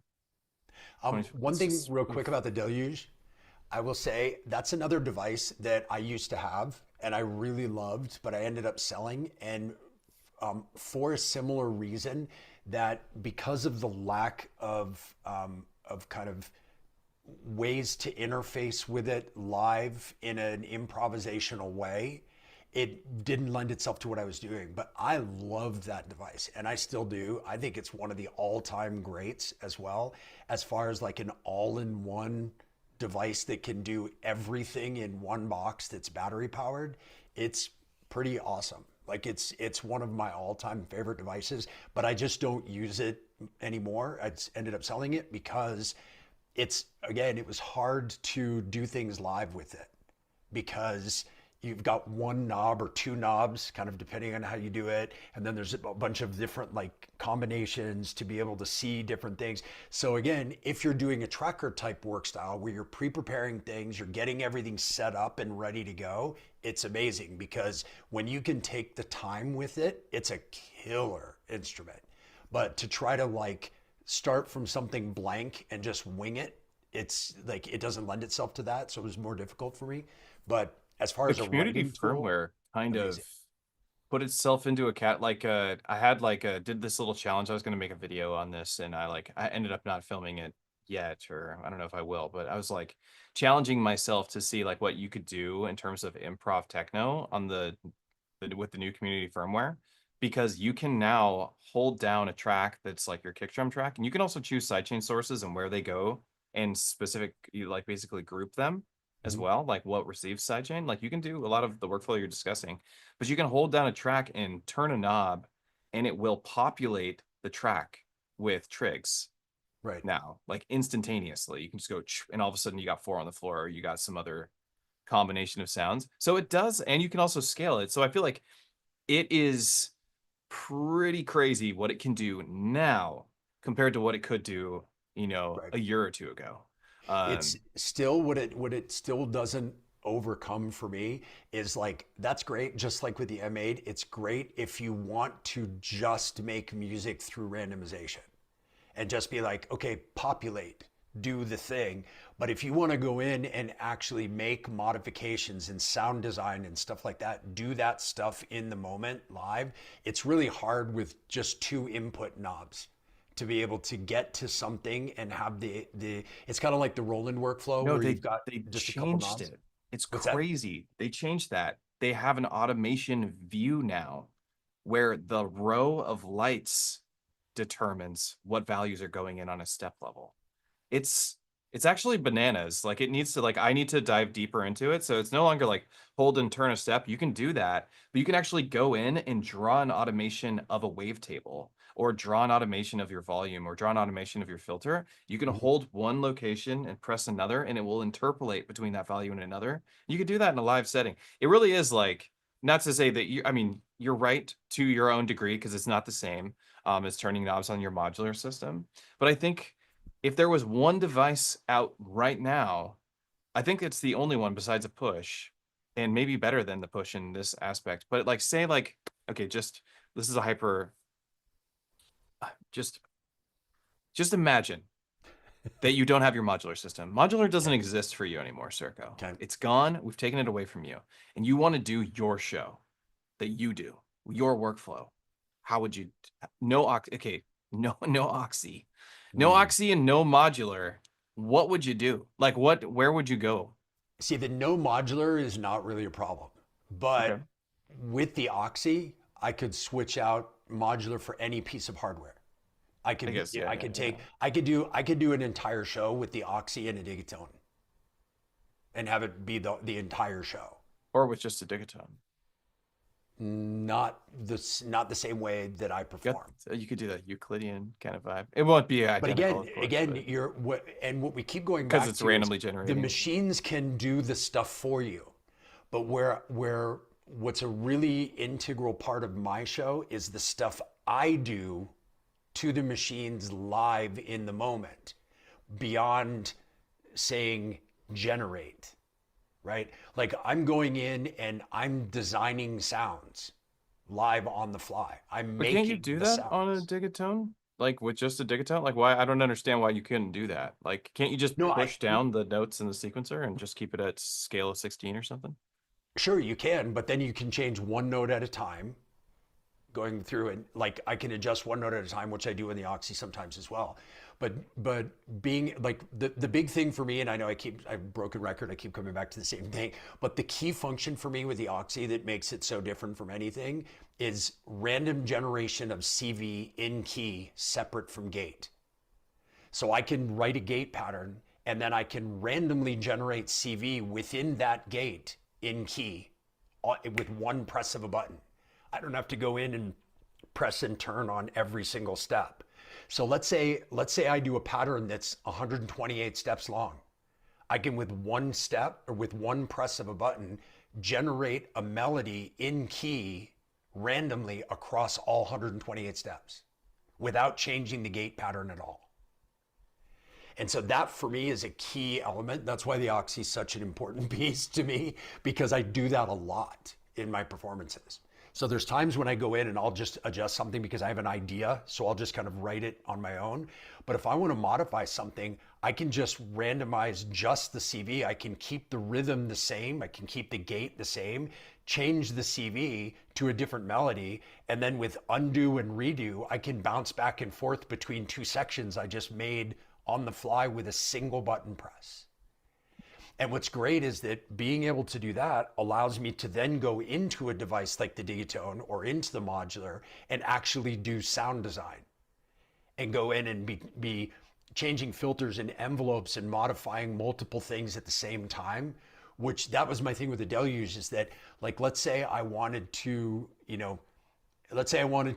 to add reverb and delay at the same time. I couldn't. But with an Elektron device, I can, because I have two knobs that I can do them at the same time. And the same, let's say I wanted to change a filter position and an envelope amount, which I do a lot in my performances. I can do that in the Elektron machines really easy. I can do that on the modular really easy, but I can't do that in something like the Deluge or the M8. And so that's where those are kind of key elements of my performance that I can't do with other stuff, Yeah. even though the other stuff is awesome. And if I was writing, and if it was like, I'm going to sit down and write a track, and I'm going to go in and I'm going to make every detail of that track really cool, a tracker or a Deluge or something like that would be amazing.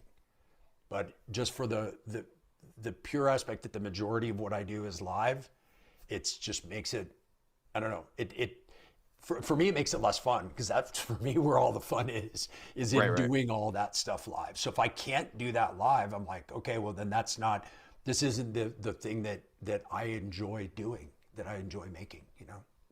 Yeah. I mean, that's a good argument. And I mean, that's why you do modular mixed with an external Mm-hmm. sequencer. Somebody else was like, Ross Beaton mentioned, he said 512 vector can do the pitch CV changes. So can a lot of modular sequencers. It's not like an Oxi One thing. The advantage of the Oxi One is that it's not in modular. Right. That is the advantage, is that it isn't a 512 vector. Otherwise, it would be just like all the other stuff. Metropolis can do that. Yep. The Nerdseek can do that. The Hermod can do that. I mean, literally, not to, Not harping on what you're saying there, Ross, because that is a good point that other stuff can do that. But the idea that there's something battery powered that can communicate with your modular, but also can communicate with your MIDI devices so Mhm. seamlessly. And 512 can also communicate with MIDI devices too.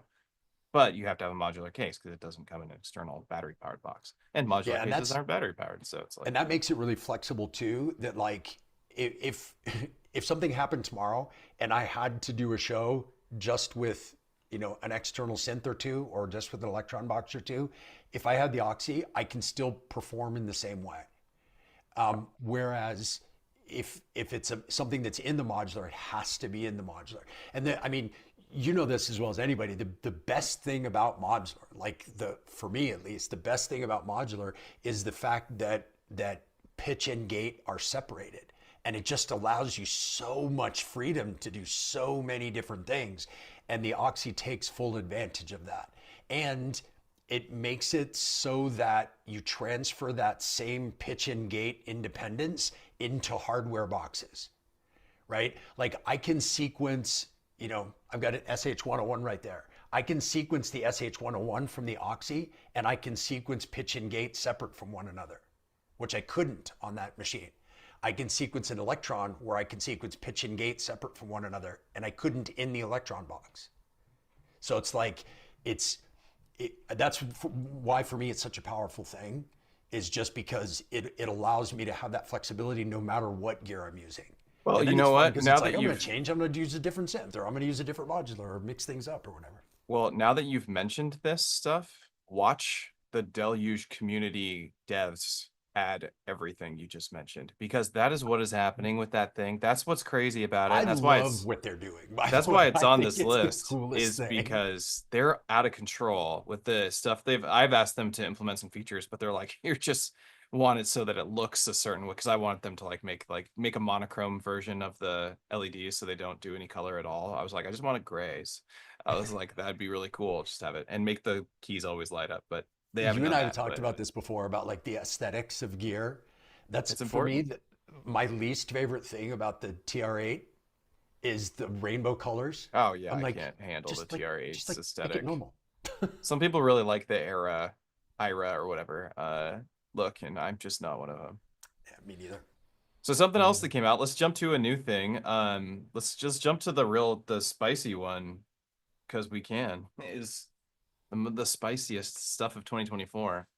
And I have one, and I bought it. This isn't sent to me by Teenage Engineering because like they would send me anything. Because I'm very critical of Teenage They Engineering. for sure won't send me anything. And I am That's for very sure. critical of you, Teenage Engineering, and of all of the manufacturers. I love hardware, but I'm like, I have to be critical of it because I love it. That's how it Right. works when you really care about stuff. You get hypercritical of it. Let me tell you why this thing is cool really quick, and then we can talk about why Then we can give it some it's. tough love. Then we can give it some tough love. But let me tell you about what's really sick about the OPXY, and then we can go on and go and do what we want to do. This is the one of the prettiest instruments I've ever seen and touched. It feels amazing. It just weighs a ton. Weighs more than the OP1 Field. It sounds better than the OP1 Field. I would say it's like quite a bit better in my opinion. The synth engines. We actually have envelopes that we have a regular ADSR for a drum sampler envelope. That other envelope on the OP1 Field and on the OP1 OG is probably one of the most infuriating things I've ever experienced in my hardware life. The idea that the drum envelope exists in the OP1 Field is a testament to a company absolutely ignoring what people want. I don't get it. I'll never will. And I do think Team Engineering is fine. I'm not gonna ham on them. But I just don't like that. I hate that envelope so much. It fills me with rage. Um, it sounds amazing. The best part about this whole device is the battery life with the sound quality and this speaker right here. This custom speaker is off the chain. I can take Really? this thing and go sit out in my living room and grab my guitar, play with this thing like it's a bandmate or whatever, just doing everything and just jam and have a good time. I don't have to record the music. It doesn't matter. I can just go play my guitar and play music, because I love to play guitar. That's like the thing I did the most in my life. And this thing is a great companion. It's got all these really cool features. I do think that you will like it because it has send return, like hardware send return, MIDI integration is good. Has a lot of really cool stuff. It has somebody argued. So I released a video that said best synth 2024, and it was like, God Emperor synthesizer Digatone 2. And I do believe that. The only thing I felt like competed with that was the Delia, which also came out 2024, which we'll get to. And somebody mentioned use, and I said it's pronounced Digatone or Digitone or whatever, right? It's texty. Who knows what I was meaning by it? That's the whole point. But somebody said no, it's pronounced OPXY, and I was like, wait, do you mean it? And so like I asked them, and they were like, yes, I do mean it, and they named off this feature set. So this is where I will give the OPXY a little bit of tough love. The OPXY comes with a plethora of features that are not implemented in any usable way, in my opinion. There's a whole bunch of features in it that I'm like, what? How do I know when I've used that feature or where it is applied? Mhm. Or like what is going on? Like there's not an overarching data perspective like the M8 tracker offers, or even the Digitac stuff. Like even the Elektron stuff fails at that a little bit compared to like what a tracker does, where it actually shows you every value in a grid, and you're like, oh, I can see exactly where the filter cut. Why is it making that sound? Oh, step 3 filter cutoff is adjusted +3 here. That's doing that thing. You know what I mean? I can go find that and remove it. Right. And that's not something I can do on an OPXY. It's a really cool device. It's really beautiful. And I hope that they just like really go hard on implementing features and fixing bugs and stuff like that, because it has the potential to be one of the coolest devices that's come out in a really long time. Currently, it is not there. It is really cool, and I do like it a lot, and I'm glad that I have it, and I don't want to return it. But I don't know. What are your thoughts on that device? I'm excited to try one. I hope I get to at some point. I like the fact that they changed or kind of fixed some of the things that I didn't like in the OP1 and the OP1 field, as far as like sequencing and MIDI implementation and stuff like that. I think that that's only positive to make something a kind of a functional, usable tool. Because the way I look at it, again, from kind of a functionality perspective, is I would use something like that as a traveling sketch pad. And that was kind of the way I always looked at the OP1, as I was like, oh, this would be so cool, size-wise, great battery life, good screen. You've got like, there's a lot going for it. I would say, okay, I want to take this with me when I go on a work trip. And I'm on the plane and I can write stuff and I can just have my headphones on and I can write things. And then when I get back to the studio, I want to be able to use those things that I wrote. So this really cool bass line that's using this shitty synth that I don't like, but I like the bass line. I want to send that bass line to a synth. I want to send that to my modular. I want to send that to whatever. And with the OP1, it was like, yeah, no, you can't do that. Okay, why? Well, you can't, because we decided. But Because it's it's an easy audio. thing to implement. Yeah, but no, you can't. So that was frustrating. And it feels like they fixed that with this, although I haven't used it yet. It feels like it becomes a more functional sketch pad that can then better integrate with other stuff, I think. Yeah, it's a tool instead of a, I don't know, I mean, the OP1 field is a sketchpad. I don't know. Like they're both instruments, but like they made the OPXY is something that is much more on a level with like what people need. I mean, it's just harder to use the OP1 field than it Yeah, is the OPXY. Somebody who doesn't know how to play the piano can play the OPXY and program notes in and just make music that they like. Like right, you're gonna make better music because, or there's gonna be more music made with it, because it doesn't, the limit to, or the threshold to like being able to actually use the device well isn't based on your skill with a piano right, and your music theory and all that kind of stuff. It's like everybody can play with it right. if you can Exactly. memorize the commands. Kind of like what a Harry was saying, or hi-fi. Hi-fi was like saying the deluge requires a lot of practice. Regular practice is a comment he made, and that's true about the OPXY. It's again, like I think actually the deluge has a better system for it, because they're even though when you're looking at this device, Hmm. you can see all these shortcuts labeled underneath here, and you know about this, but for other Yeah, people who don't, like there's all these shortcuts, you can hold shift and you can get to the shortcuts, and then like once you memorize that, you still can't memorize the row. You just know over here in this vicinity, maybe you right. memorize this side and this side a little bit, but the middle, like how you memorize that. But you can at least see the if you have decent eyeballs still, I don't know, you Yeah. can see these things and get to them and like jump straight to a function. You can't do that on the OPXY, and that makes it it makes it a harder device to learn because it feels very strange. It's a strange workflow, but it is really cool.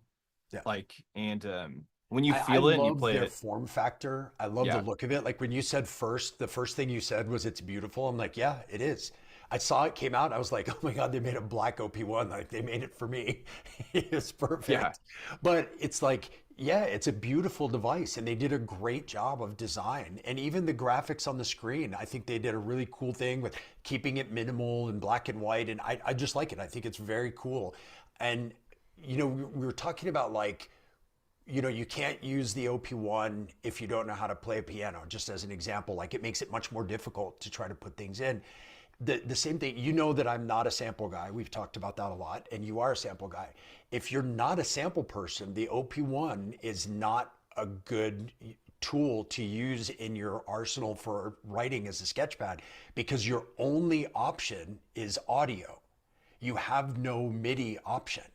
And that was the thing for me is it's like, I don't want to hassle with recording over 4 tracks of audio that it took me 87 takes to get correct in the first place, then try to record them over into something else so that I can then chop that audio and use it somewhere, but only really in a DAW or really in a sampler and whatever. Where like if it was MIDI, I could say, you know what, I want to send that MIDI to this other synth.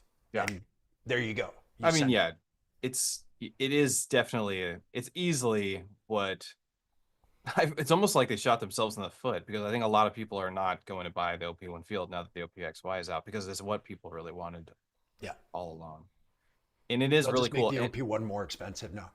they make up for it like they do Yeah. with everything else. And Yeah. oh, God No damn one wants it. Let's triple the price. it. Well, yeah. I mean, that's what the Make it more world, exclusive. that'd be a very American thing to do, even though they're Yeah. not Yeah. American. But that's what's happening here for sure. Yeah. Um, yes, I do think it's really cool. I do like it a lot. I don't want to get rid of it. And actually, I'll talk to you after the stream because I might be able to help you get your hands on one. Nice. Yeah, which Um, would be cool. can I bring up one I'm since buying we're neither. Thanks, Harry. Yeah, yeah, yeah. since we're in the 2024. 2024, but I think it's the perfect time after talking about the OPXY because we're talking about something as a functional usable sketchpad. And my personal favorite functional usable sketchpad that came out this Oh, year I know what it is. is this. Yes. Yeah. This is a quarter of the price Oh, of the the Ableton OPXY. Move for those of The you who don't Ableton know what that Move. is. It's a quarter of the price, but and there's plenty of things that it doesn't do. Like it's one of the things that it gets a little frustrating with me whenever any new piece of gear comes out. The first thing everybody does is shit on all the things that it can't do. Yeah. And I'm like, okay, take a breath, take a step back and say, what is this piece of gear for? Who is this for? And the Ableton Move is for people who are producing music in Ableton, but that want to be able to have a sketchpad that they can take wherever they want, on the bus, on a plane, to their couch, to their bed at night, and they can come up with ideas that aren't just, like it's the opposite extreme of the OP1, right? The OP1, once you commit something to audio, you're stuck with it the way it is. Well, with this, it's amazing because I can go in and I can like start to sketch out ideas and I can write them with my own samples that I've loaded in. I can use the synth engines that are built into it or whatever. And then as soon as I open it up in Ableton, it opens as if it was always made in Ableton. All of the tracks are out. The drum rack is already laid out the same way I was using it. All the samples I selected inside the machine are now loaded into the drum rack. All the MIDI's there. All the audio's there. The synths, even though they're limited here, as soon as you open it in Ableton, it's the full-blown version of whatever synth you were using. So like if you're using, whatever, the wavetable, when you open it up, it's the full-blown version of it. It's not some kneecapped small little version of it. Yeah. And so it was never designed to be Ableton in a box. That's the push three. This was designed to be the bare minimum things that you need to create something that sounds really, really, really good, but it's basic. And Yeah. then you put it into Ableton and you blow it up into a full track. And You it's know what? so good at that. It really is like a lot of people released tracks on it. Some people even did for the community comp that we did. Some people used just the move for that, and their tracks turned out really nicely. And I hear stuff on it, and it sounds great. It's Yeah. Ableton, so it sounds awesome, right? I did think like when they were teasing what Ableton was coming out with something, and I didn't know what it was, but they were teasing it, and I was like, this is going to be Ableton Note in hardware, and I knew that that's what it would be, Yep. and that is essentially what it was. Ableton Note's It actually a is. little bit more robust than So, but you know the what's move. funny though? It is exactly, I mean, it's the same software. So it's Ableton Note in hardware, but I couldn't stand Ableton Note. I have it in my phone. I have it in I my do too. iPad. I can't I use it either. hate Like it. I'm But the thing was the problem with Ableton Note was the I/O. Like being able to actually do well, things it's a with it was phone. really That's the problem. clunky and not fun. Nobody wants to And make tunes on their phone. exactly. And this totally changed that. This made it like it feels really good to use. It's super intuitive. It's really, really fast. And it has all the things you need to do what it's supposed to do. It doesn't do what a Deluge does. It doesn't do what an OPXY does. It doesn't do what a Digitac does. It's not supposed to. It's for a totally different use. But it's awesome. Like Yeah, for it what just it is, sounds good, and it it sounds does a little so good. chunk of what Ableton does. It's Yep. I think it's a great device. It's got a great price point. I think that was probably the best release Ableton to, I mean, but it's only released three pieces of four, I guess, altogether. Four pieces of hardware altogether over the last couple of years, and I think it's the second best one because I think the Ableton Push 2 was the best thing Ableton made. I think the Push 3 is better than Ableton Push 2, but I think Ableton Push 3 is so expensive it's not ready to, I don't know. That's Right. what I guess I'd have to talk about that for a while for me to really explain what I mean by that. But I think the move is a really smart move by Ableton and it sounds awesome. I don't like the way it looks at all. Like when I Really? look at it, I'm not like I want to play with that thing. I wanted it to be something like this. I wanted them to take Ableton Note and give me a little handheld battery powered thing. This is my fantasy. We're talking this is just Matt fantasy. So this isn't like realistic to like why would you do it? It's just like I just like when things have this like more minimal aesthetic. And it's very minimal in terms of what Yeah. you can, it's just knobs and a couple buttons. And I am not a pads person. I like how the Deluge did it because really it's just notes in your sequencer. Hmm. Even on my push three, I'm like, oh shit, there's water. That could have been bad. Uh Even on the push three, I have like a hard time with like how big most of the unit is just those pads, you know what I mean? And it's like that's good. I mean, we need those pads and they do a lot for you. But I was Yep. like, be so cool if I could buy the push three without the pads and I could just use a keyboard Yep. or something to plug into and just have that and be like all the features of it, but just in that, or maybe it's just a step sequencer and I'm just programming notes like Elektron style, but it's a push. Like that would blow my mind. But I mean, and that's just because I'm not a push pads ninja like some folks out there are. And I imagine a lot of people really like that about the move because if you're a pads ninja, you can have a really Yeah, good I time. mean, I could kind of take them or leave them. Like it's not, it's for me, it's not a negative, but it's also not a positive because I'm not Right. like a finger drummer or whatever. I So the love finger pads, drumming though. so Yeah. the pads don't really matter to me. You know, for me, the pads on the Move could be just like the pads on the Deluge or on the Oxi. Like they could be that size, and it would be just fine for me because that's all I would really use them for. But I get why they have it like this because there's a lot of people that are writing like hip hop and stuff like that, and they want to have something that they can play stuff in, and they want something that's more playable, which is cool. I don't use that part of it, but I the I think that as far as the layout of it, they did some really clever stuff, which is, you know, they could have very easily made you use the pads as the step sequencer like they do in the push, but putting a separate step sequencer on the bottom is really cool because it gives you the ability to do things, you know, like That's my favorite part. like hold a step and pick the note Yeah.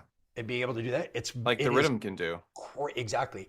It is crazy fast. It actually kind of Like looks like a Rhythm Mark One when you think about it a it little bit. kind of does, actually. It's not too much different size-wise Yeah. either.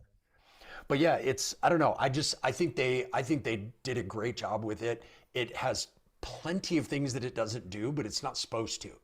Um, the only thing that I secretly hope they implement in it sooner rather than later is the ability to clock it from other devices. Wait, you It's can't do that? so Does it have MIDI? so it has MIDI. And when it first came out, there's already been an update. When it first came out, the only MIDI that it had was over USB. So you had to have a USB capable MIDI device, which was kind of funny because I could connect it to the Oxi One and it would sync, right? But the way the IO is set up so that it can still go quickly without kind of locking things up is it can only be the master clock. It can't receive clock. So you can send and receive MIDI via Ableton Link, and USB you can send MIDI clock, but you can't receive MIDI clock. And I don't know if they'll do that or not. Like, it honestly doesn't matter because it's not supposed to be a live device. But if it did do that, it would be a live device, which I think is really They'll cool. add it. That seems like a You would think so, yeah, why but wouldn't they not do we'll that? I see. mean, it just opens it up to a whole nother demographic of musicians. Yeah, the only other thing too that well, there's two things that I look forward to. One, they've already said that that's going to be like in the next firmware, is it is going to have a full blown version of Ableton's Warp engine No in it. way. Yeah, which is already crazy for me that's going to be a thing. But I'm assuming, and the thing that I want more than anything else that will, I think, go hand in hand with that is the ability to basically like load and launch clips in it. So like basically doing what I'm doing with the 1010 Blackbox. If I could receive MIDI, time stretch, and launch clips on pads rather than triggering them as like one shots and being able to like launch and loop them. As soon as that happens, this would replace the black box in my setup. Yeah, I could see Like it I, doing I that. wouldn't need it anymore. So it's like there's a couple things that could make it be even more useful in different settings. But for right now, what it does, it's so good at Yeah. that I just love making music on it. Yeah, it's like it really hit a home run this year, and it's like a lot of people bought them, and And it's there's five a hundred lot of good bucks. music being made from them. I think they really nailed it.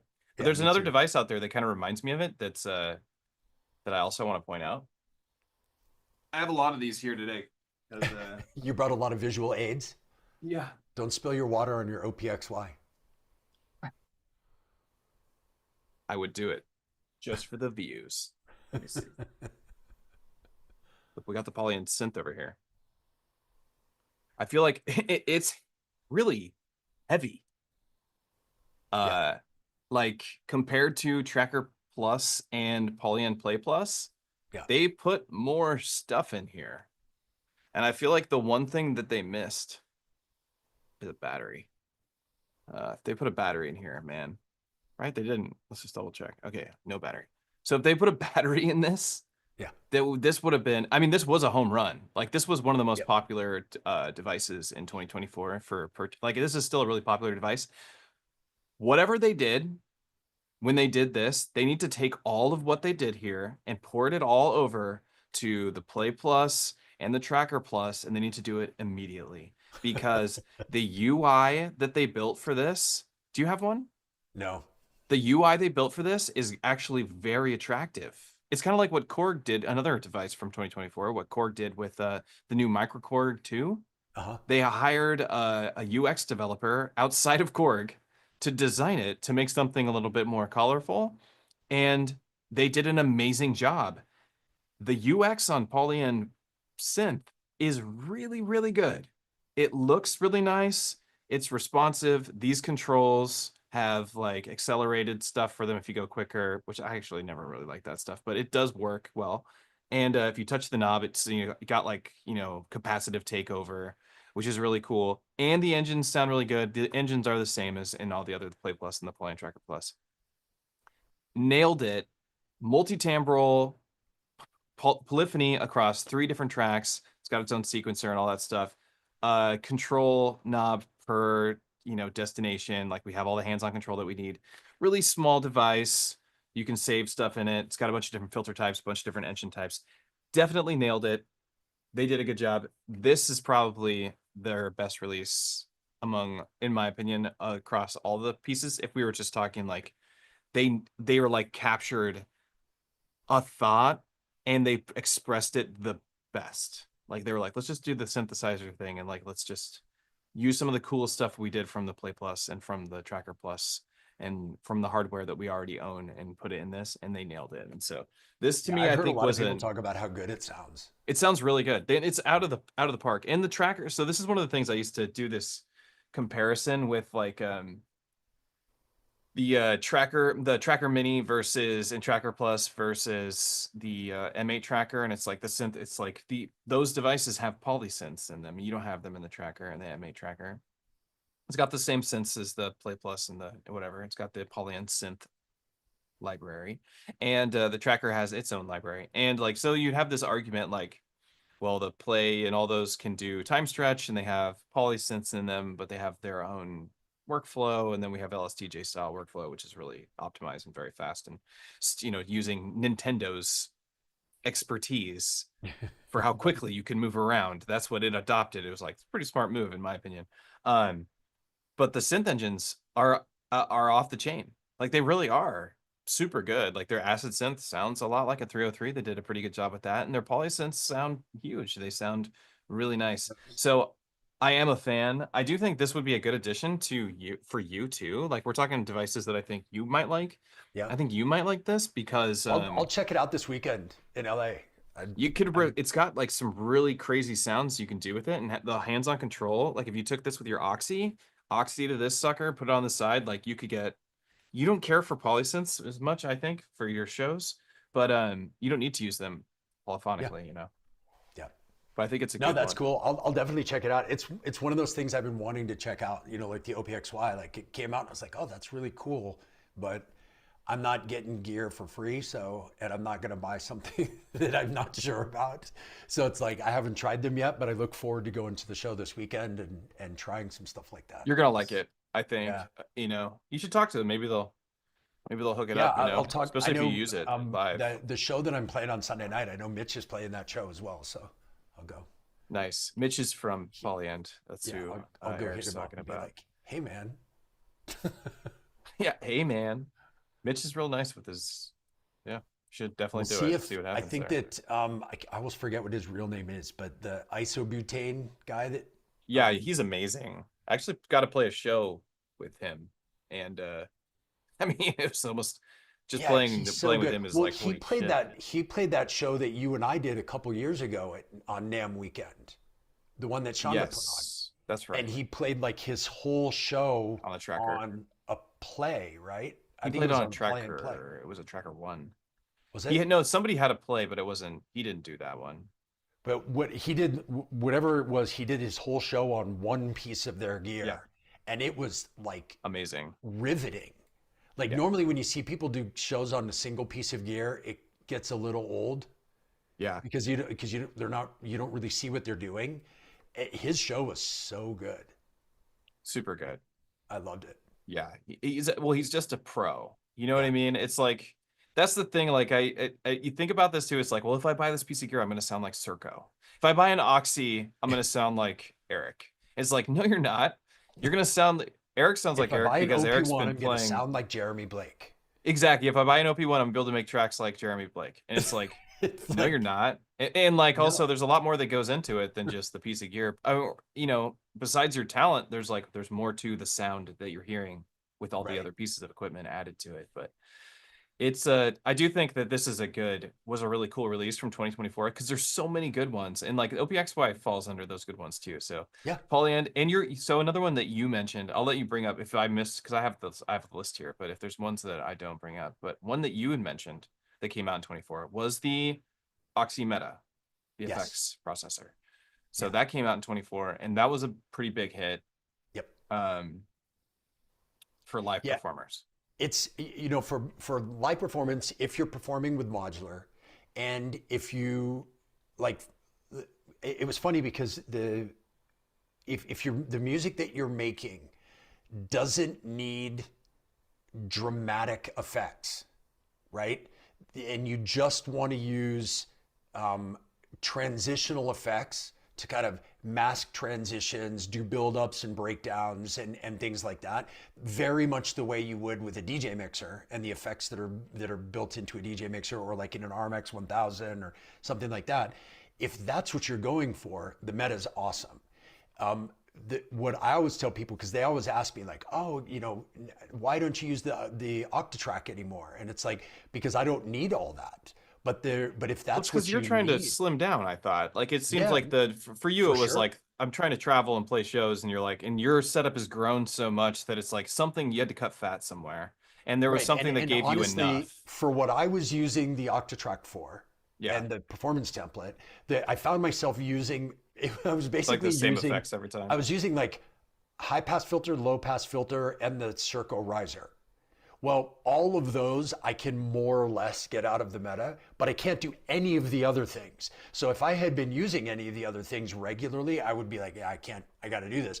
But for me, I was able to swap out an entire, whatever, how much is Yeah, a an big chunk of Octatrack, space. an Octatrack anniversary edition? I don't know how much they are now, like 2 grand. So I trade out a $2,000 huge piece of gear for a 6 HP module that fits in my case. And like, as far as like traveling light, it was like Oh yeah. no contest.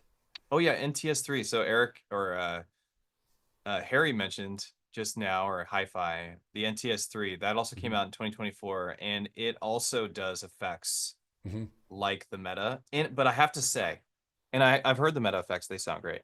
I have to say, the NTS3, because the Korg Chaos Replay came out, and then shortly after we have an NTS3, and I think Chaos Replay was 2023, or was that Remember 2024? I don't know. I did the video for it, but it seems like so long ago. But years ago. it seems like years ago. But the NTS3 is some of the best sounding effects I have heard out of a hardware device ever. Yeah. Mind-blowingly good sounding effects. I think it was made or made by Sign something. I'm forgetting the name of the effects developer, but man, off the chain. If you don't have one of those, they're so cheap. You should check it out. It really is a good Yeah. one. I think if they ported that effects processor just into a Eurorack module, which Korg doesn't do Eurorack, but if they did, it would sell like crazy because it is dope. Like they are so good, and you can download new effects. Like brands making new It's effects. funny you say that, because something that I've said to Manuel from Oxi a couple times, and he's not interested at all. But I was like, man, if you made a standalone pedal version of the Meta, you would sell a shit ton of them, because people want something that's small and portable that you can use as your end of chain performance effects, or whatever, like your DJ mixer effects. Even DJs that use the Allen and Heath mixers that don't have built-in effects would put something like the Meta on a master send so that they could use them for master effects. Yeah, they use Chaos pads and RMX 1000s and Yeah. sometimes Octatracks Yeah, and and if you could use something that was this big that mhm. did those things, I think it would kill. But he's not into doing that, so he's not going to. But Yeah, anyway, I think it would that's a be a good one. bummer. But yeah, Yeah. the Meta has been it has been really good. I mean, it's like the type of music that I make. My effects are very subtle, so it does really well for that. Like I find myself keeping like resonance really low on filters, and I'm using just like really subtle little things and not dramatic stuff. I don't use like the gator effects. I don't use like the riser that it has is No like, siren. well, when you turn the riser to one side, it's kind of similar to the Shurko riser, where it's like filter, reverb, delay. It kind of like opens up like that. When you turn it to the other side, it includes a shepherd's tone. So Mhm. you get this kind of build, build, build, build, build, build, build, which is really cool if you're doing like EDM type stuff. But for me, I'm like, I've never used that because it just doesn't fit with my music. Well, it's also extremely rare that people are doing EDM type stuff in their modular, because EDM type music requires a massive amount of programming. Like you Yeah. don't improvise that from scratch most of the time. I mean, there's some people out there Right. maybe that are just whatever, they're just magic, I but have to like say, Watch the video if you haven't on YouTube. I'm sure you're familiar with Pretty Lights. Hmm. So he just did his like comeback concert at Red Rocks because he's from here in Colorado. He's from Fort Collins. He just did his like comeback concert at Red Rocks, and you should see the size of the modular rig he's using to play live. Oh, damn. And Cool. it's like this massive modular rig with he has CDJs, he has live band elements. There's like a drummer. This guy DJ Vajra, who's like a DMX winner, who's also from here in Colorado, is doing like live scratch with what he's playing. So he has like this full on Big show. like live setup. But him personally, almost everything that he's playing sound wise is coming out of a modular. Like he has Cool. this huge stack that's behind him. So it's kind of funny to see like things like that switching over.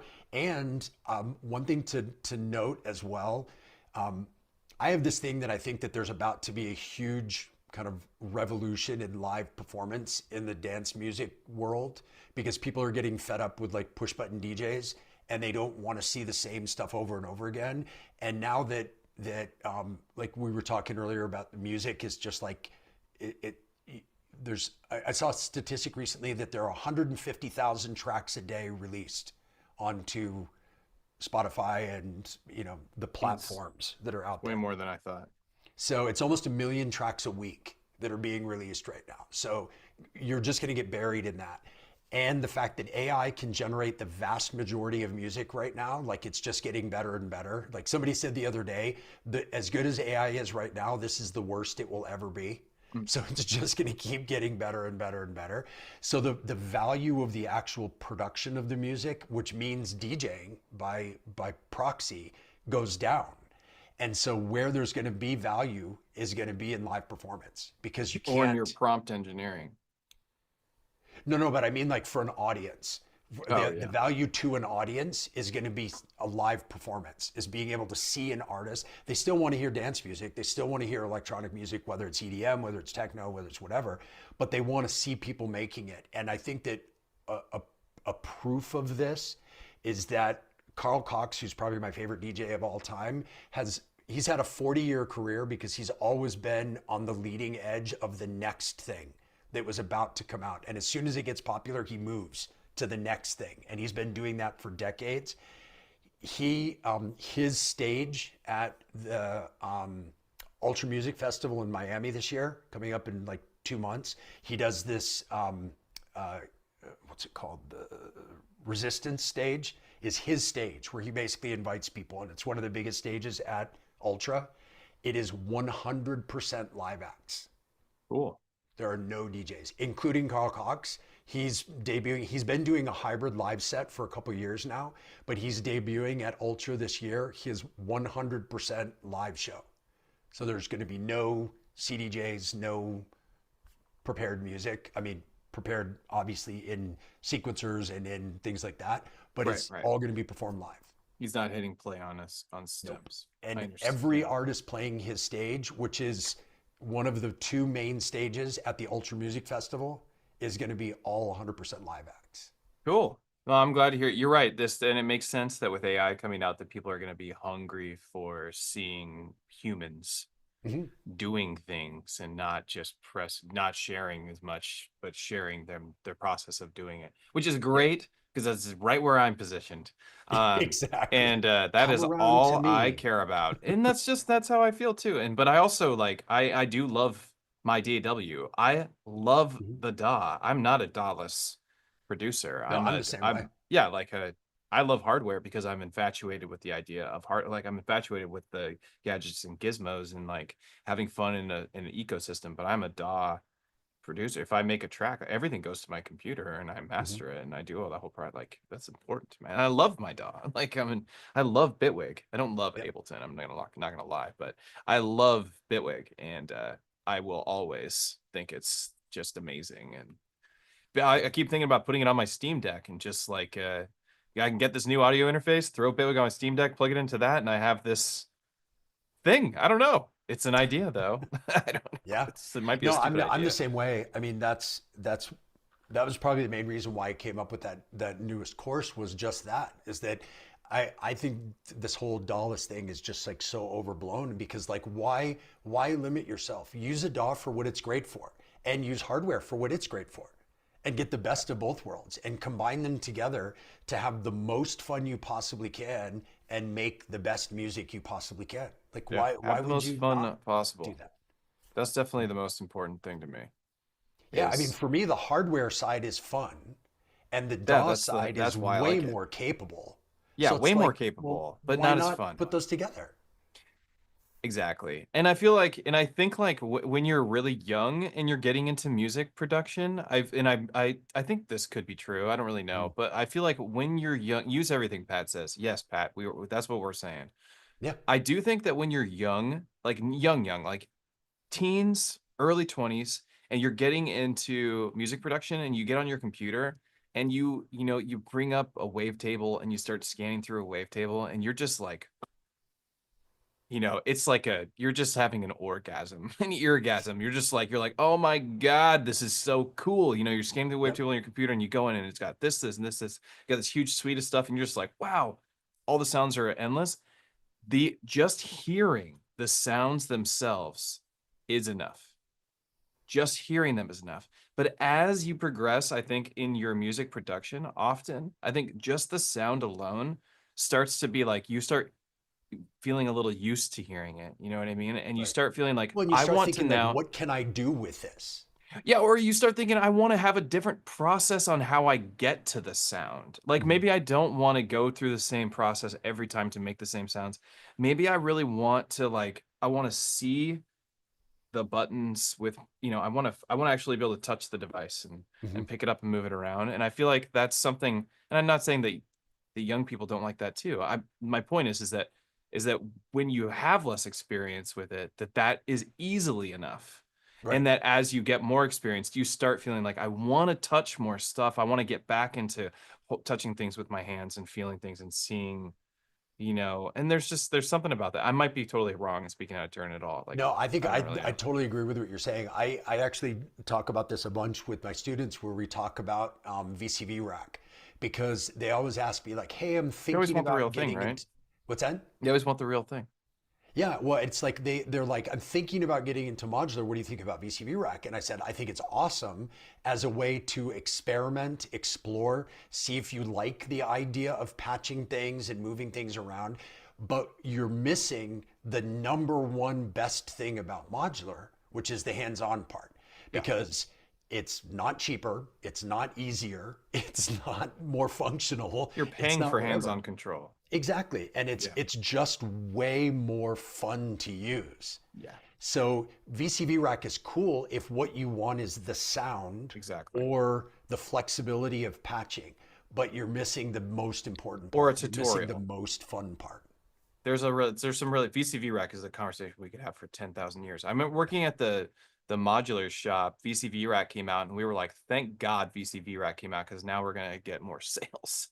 Because Yeah. people are gonna go on VCV Rack, learn how to use modular, and they're gonna come here and buy this stuff. Hmm. And it was true. And that's exactly what happened. And sales did go up with VCV Rack. Because people got their hands on modular before getting their hands on Yep. modular. And I love that. And that's what I love about Bitwig too, is because you can build modules Hmm. from scratch in Bitwig. They need to add some way to make to build your own module in the modular aspect where we combine it together and make a thing. That'd be really cool. But I feel like me and you can just Or you can just go to Ableton and do the Max for Live stuff. or you can go to Max for Life. But the learning curve on Max for Life is way above the learning curve on Bitwig's thing. Yeah. Because it's like you do have to know you have to know Max. And in Bitwig, you don't have to know Bitwig. You have to know what these objects are. Right. You know what I mean? And it's just like Well, it's they a have. simpler. I honestly haven't done it, but if I'm not wrong, they have. There's kind of like no code versions of Max for Live that you can go in and just use building blocks, and it does the coding behind the scenes. Hmm. So you can put things together and be like, I want this knob, and I want this to do this, and this to do this.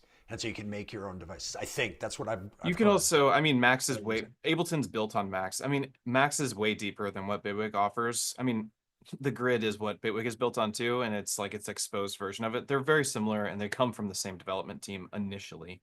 So they're very similar and they're thinking process altogether. I think Max currently is a much deeper develop environment to work in than Bitwig's Grid, but I enjoy Bitwig's Grid more because it's just easier Right. and easier for me. That is, but I like It's all over my head, so yeah, I I didn't do any of it. understand that. It's just and it can stay there because we have Yeah. other stuff that we're a little more interested in. Um, let's see. So another thing that came out in 2024 that I think is really cool, and I'm showing some stuff that I have, and like, please bring up stuff that has popped Yeah. into your mind that's really cool development stuff in 2024. But for me was this synthesizer right here, and you see this on my streams a lot because I'm infatuated with it. But I don't think it's a gimmick synthesizer, as some people think. Some of the main feature, like the super feature of this synthesizer, is that it has these knobs. If you can see, they're moving on their own. Right. And so when I move to another preset, it actually snaps my knobs to the preset position. Hmm. They're endless encoders, and or they're not endless encoders, but they're motorized encoders using drone motors. The same drone motors that you'll find in the drones flying over New Jersey right now are actually in this synthesizer. But it's not Was that into synth made by aliens? synth is made by, yeah, it's made by aliens, and it's totally safe though, not radioactive despite it having green caps. Um, it's a really dope synthesizer. It sounds amazing, and I love what they're doing. And I wish that other developers would follow suit in trying to make things easier for us to use. And the idea that when I press a button, so you can do this in two different ways. You can use a motor, because there's some motorized fader stuff that comes out. You can use Hmm. a motor to move a knob to a certain position, which allows the user to see exactly where they are in time or where they are in their patch, and so they can see it's a educational feature, and it's also more intuitive, and it's helpful for sound design because it's just there. And then there's another way to do it, which is with rotary encoders and a light bar, right? Hmm. Right. And both of those work. So like, there's lots of synthesizers that have to, use either, the Hydrosynth is another I was just going to example. say the hydrosynth. Yeah, Yeah. the Hydrosynth is an example that does this without the, like, these knobs are in a hard position, so it's a little bit different. It doesn't feel like a digital environment. It feels like you're playing on an analog synth. It's a wavetable synthesizer with an analog ladder filter, which I think is a mind-blowing synth. I love this synthesizer. I think it's really cool, and I recommend it to people a lot because it's just dope. I'm actually thinking about moving it from where it is here and just having it right here, so it's closer to me at my computer, so I play it more. So it's in the Um, background of every video. Oh, and it would be, yeah, it's a pretty thing to look at because it's a pretty synthesizer, but really so I play it more because I have it over here and I have to be at the design console. But it's a great release, and I love that it's a new idea. They not Delia wasn't new with the idea. The Melbourne came up with the idea in general, and now they have a MIDI controller coming out in 2025 using the same concept but just for MIDI controls, which I Hmm. will surely pick up because I love this concept. Analog overdrive too. Yeah, thanks, Pat Brady. It's just a dope synthesizer and a really great Yeah. release. So if you Yeah, haven't gotten a I'm chance to try excited it, to check that out this weekend as well. I was actually just talking to Honey Smack the other day, and he works for them. oh So yeah, he that's was right. like, Honey "Yeah, you Smack got to come works check out there. all of our stuff." So Great guy. yeah, Tell him I said hello I will and for sure. that I want that MIDI controller. I'll pass that on to him. I'll hook you up with that. You get me hooked up with an OPXY. So I got you the OPXY hookup. sweet. It's already in works right now. It's Um, sweet. well, not for free, but Yeah. at some sort of reduction. But what else came out in 2024 that was a big banger? Because I mean, like, huge stuff came out. OPXY, M8 Model 2, the Ableton Move, Digitone 2, Digitac 2. It's like the Delia. I mean, Polyend Synth. It was such an epic release year. Yeah. I don't know if there's been a year with as many huge releases. We had 2023, which had Ableton Push, and what else came out in 23 that was so big? It all blends together. I can't. Oh, I don't Polyend know. Tracker Plus, Polyend Play Plus, Syntact. Did it come out in 23? Maybe it came out If in the it did, it beginning of was 23. really early. Yeah, I think it might have came out in the end of 22. SP404 upgrade to 4.04. SP4 Mhm. Sari mentions. Yeah, the SP404 software, which was a really big update. but I think, oh yeah, this is one of my favorites. I just didn't write it down, but I brought it on the table. This is one of the best 2024 releases, in my opinion. The Labyrinth. Yep. This And we also didn't talk about the Muse. and the Moog Muse. Well, I didn't bring up, there's a ton of synthesizers that came out, but like Yeah. they fall, the polysynth, I'm not a piano player, so like I can't, Neither am I'm not I. gonna buy a bunch of polysynths. I buy a polysynth, I use one at a time. And you know, I play them okay, but I think that the Moog Muse looks like a beautiful synth, and I haven't gotten to try it. Yeah. But this I bought immediately, and I want the subharmonicon to go with it because I think it and the subharmonicon are best friends. But this is my little techno box that makes me feel like Circo when I play it because I can come up. I've learned so much about like techno production from you, but I've also learned so much about how to make techno from some of the devices that I've picked up. And this is one of those machines that taught me how to make techno too, because it's has all these unquantized features. It has this like in a lot of techno production, you're trying to get out of atonality, or you're trying to get into atonality. I mean, Right. because you want. So it's my opinion that if something has a memorable pitch pattern, that your brain grabs it, remembers it, and it gets bored quickly. Yep. But if it doesn't have a pitch pattern that like falls into a type of scale, it doesn't remember it and it doesn't get bored as easy. So you can play a techno pattern that's kind of just like out there. You know, it's just like, Mhm. what is that pitch? You don't really know. You just kind of, you still like it, but it doesn't fall into a Western scale. And you can just play a pattern for a really long time. You know what I Yeah. mean? When things aren't fitting into that perfect music theory realm. And the Labyrinth is one of those boxes that does that well. And I think the other thing the Labyrinth does really well, that is another kind of important element of techno, in addition to that atonality, is the idea of polymeters and Yeah. interplay of different polymeters. One of the cool things with the Labyrinth is having two sequencers that can basically play with each other. And so all of a sudden you have this ever evolving pattern that, it repeats on weird times, and they'll line up, and it will line up on the one, but at a weird time in your production. So it makes it way more interesting. And so it's one of my favorite music theory terms, as it relates to techno music, is ostinato, like the thing where it's like a repeating pattern, but that's not repeating in time, or it's repeating out of the sequence of the numbers of what you're doing. And your mind will recognize that subconsciously. So you may have something that repeats every 17 steps. Your mind will still recognize that as a pattern that makes sense, even in a 4/4 time. And so using that type of stuff with interplay of two sequencers and atonality is like the magic of hypnotic techno. Like, that's my favorite stuff. That's I cool. love I need to take your techno course. For those of you who don't know, it. Circo offers a course on hardware techno.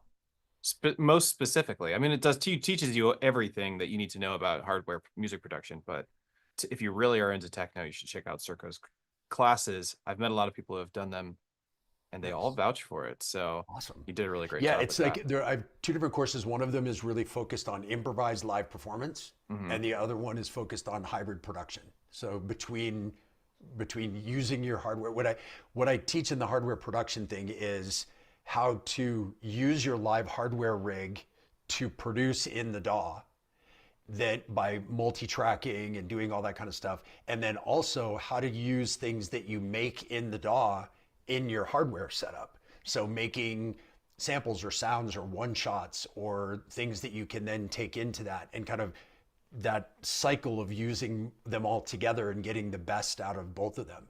So you get like the human side of performance into your productions, instead of going in and like drawing in modulation and automation. You can actually be doing stuff and record that in, and it sounds awesome.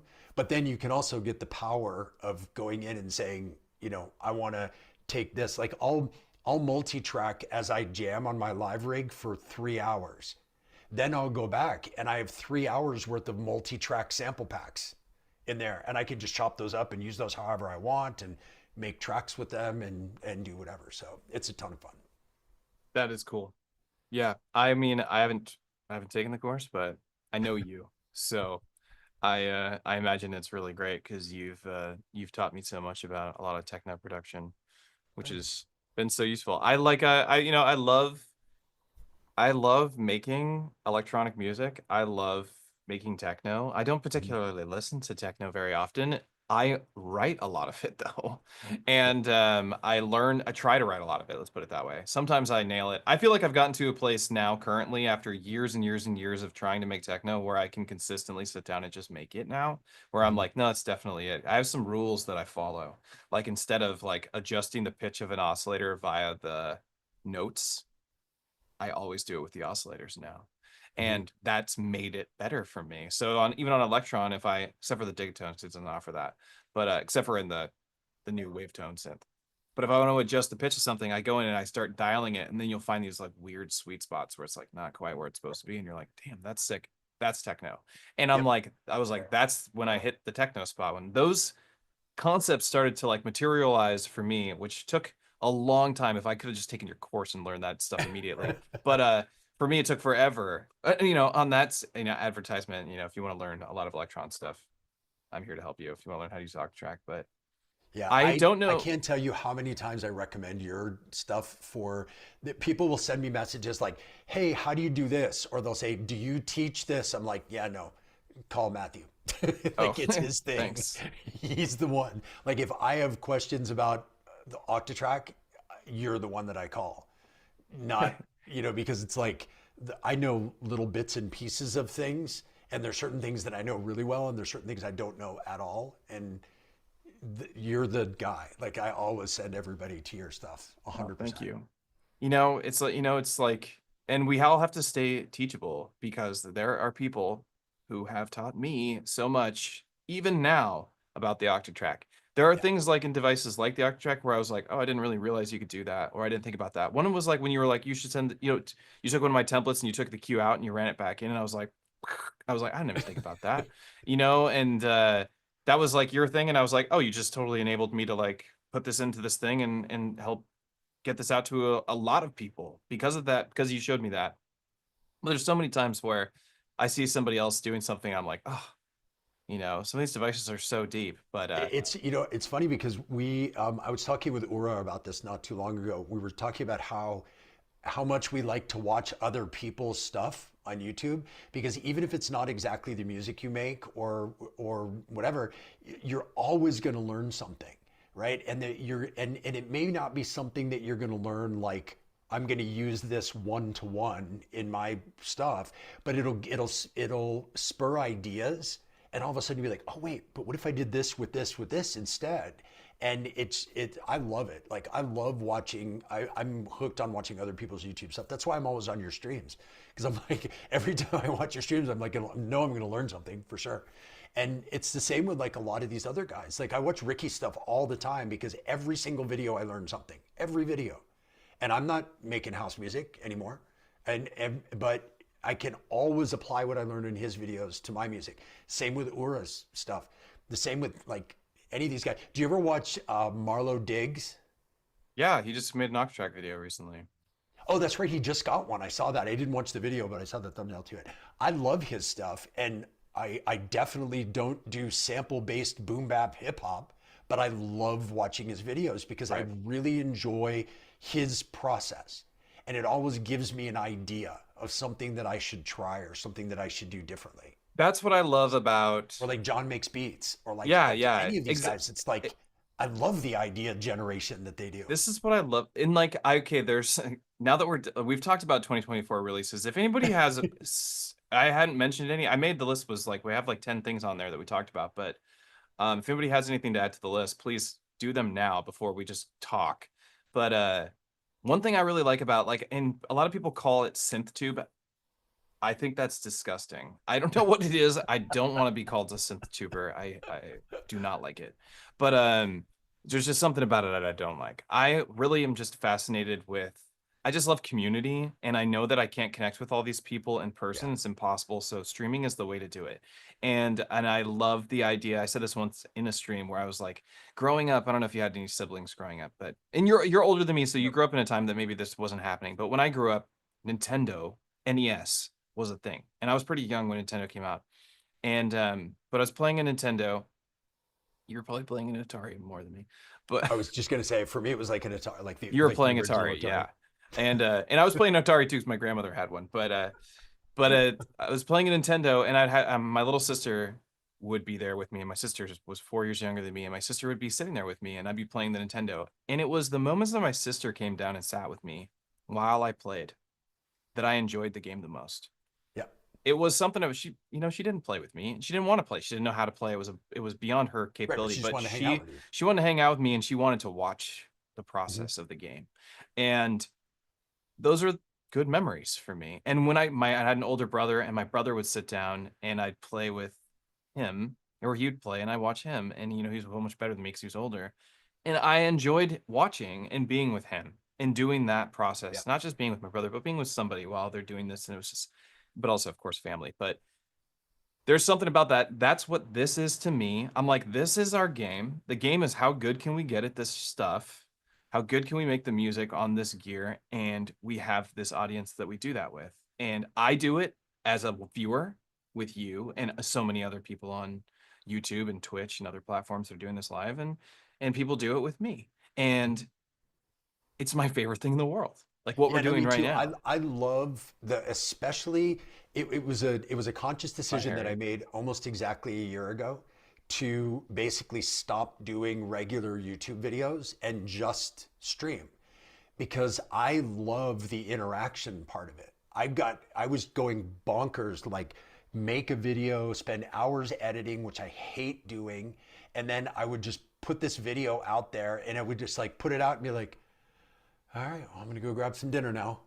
Like it's just like it was, I hated it. And now with live streaming, I absolutely love it. I love the interaction. I love watching the chat and answering questions and helping people through their struggles that they're having. Whenever anybody asks me like, "Hey, how do you do this?" I love to show people how to do stuff. Yeah, Like there's nothing I hate more than the read the fucking manual people. They drive me up a I wall know. because I'm like, don't you remember what it was like to be a beginner or an intermediate or whatever? Like, Or don't you remember? anybody. Nobody wants to ask a question and get RTFM that. You know what I mean? Like Exactly. it's such a dickhead thing to say. Totally. And And that's yeah, why I'm always like, ask away. Ask me anything. And if I know, I'll do my best to answer. And if I don't know, I will do my best to point you in the right direction. That's why like I get asked Octatrack questions all the time and I point them in your direction.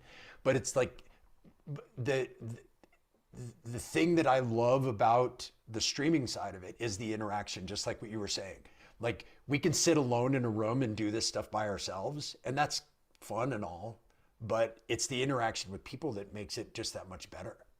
yeah. It's like I enjoy watching the chat and answering questions and getting feedback and having conversations and It's just being with people, man. It's like life yeah, isn't meant to be done alone. And I feel like we're in a generation now where we get to be with people, even when we're by ourselves.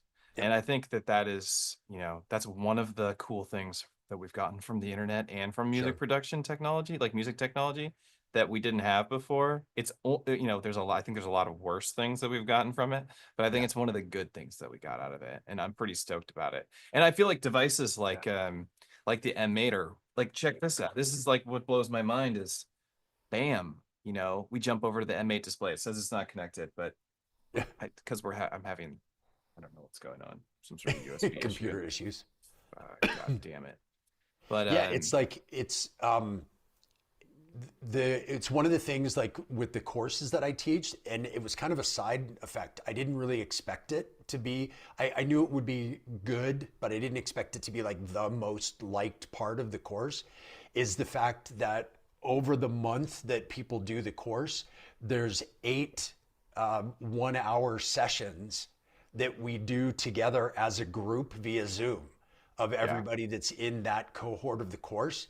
and each one of them is themed on the lesson. There's 8 sections to the course, so each one of them is a section. So it's like you watch the videos before you come to the thing, and then we just talk about it. And we go through and ask questions, and I show them demos on my stuff, or they'll be like, "Oh, how do you do this?" I'm like, "Oh, let me show you." You know, and it's like it's a human interaction, and it's not just like, "Here's a video, you know, watch it. Good luck." Yeah. But there's people, you know. Yeah. Which we need. So important. Exactly. More than we need each other more than ever right now. Exactly. You know what I'm saying? Yep. Without knowing without saying what I'm saying, you know what I'm saying. I Uh know exactly what you're saying.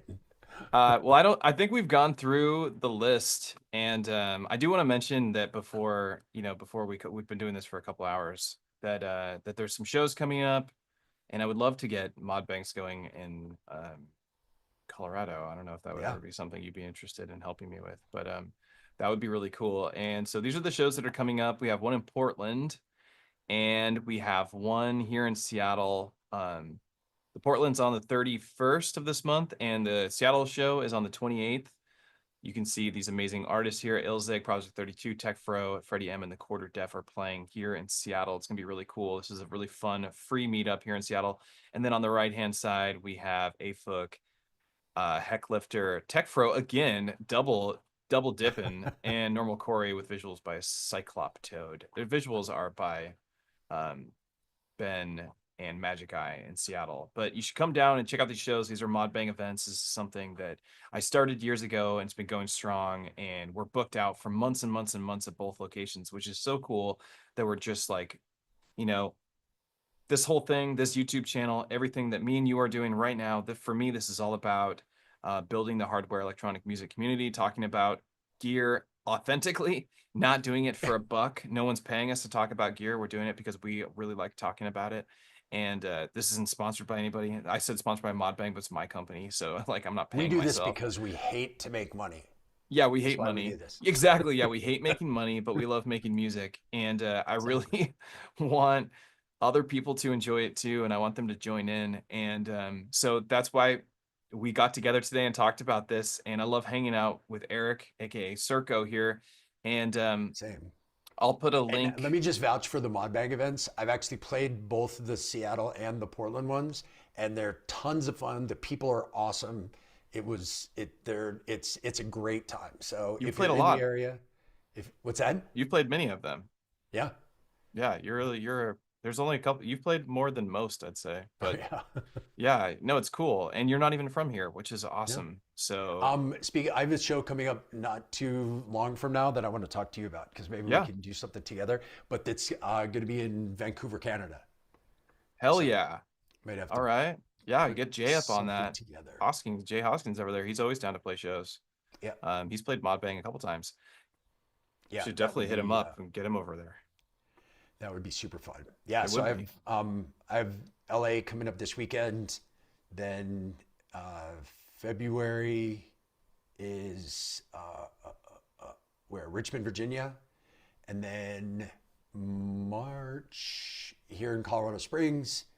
April still up in the air. Maybe Vancouver. We'll see. May I'm going to Europe. I'll be playing in Germany, in the Netherlands, and potentially in Switzerland. Still Jeez. kind of looking for those bookings to finalize. But two in Berlin already for sure that are finalized. Damn. And then yeah, then later in the year, Chicago, Baltimore, Detroit maybe.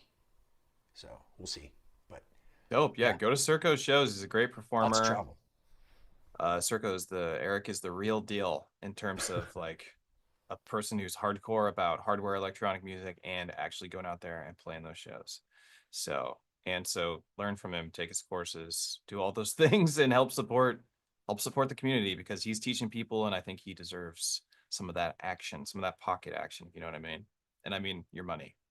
Uh But cool. So yeah, thank you so much for coming on. This was a really fun discussion talking about all the gear that was released in 2024. Our top 5 favorite gears. I'm just gonna repeat my list. It went like this for those of you who are popping in. I said number 5 was Push 3 for me. Number 4 was Digitone 2. Number 3 was M8 Tracker.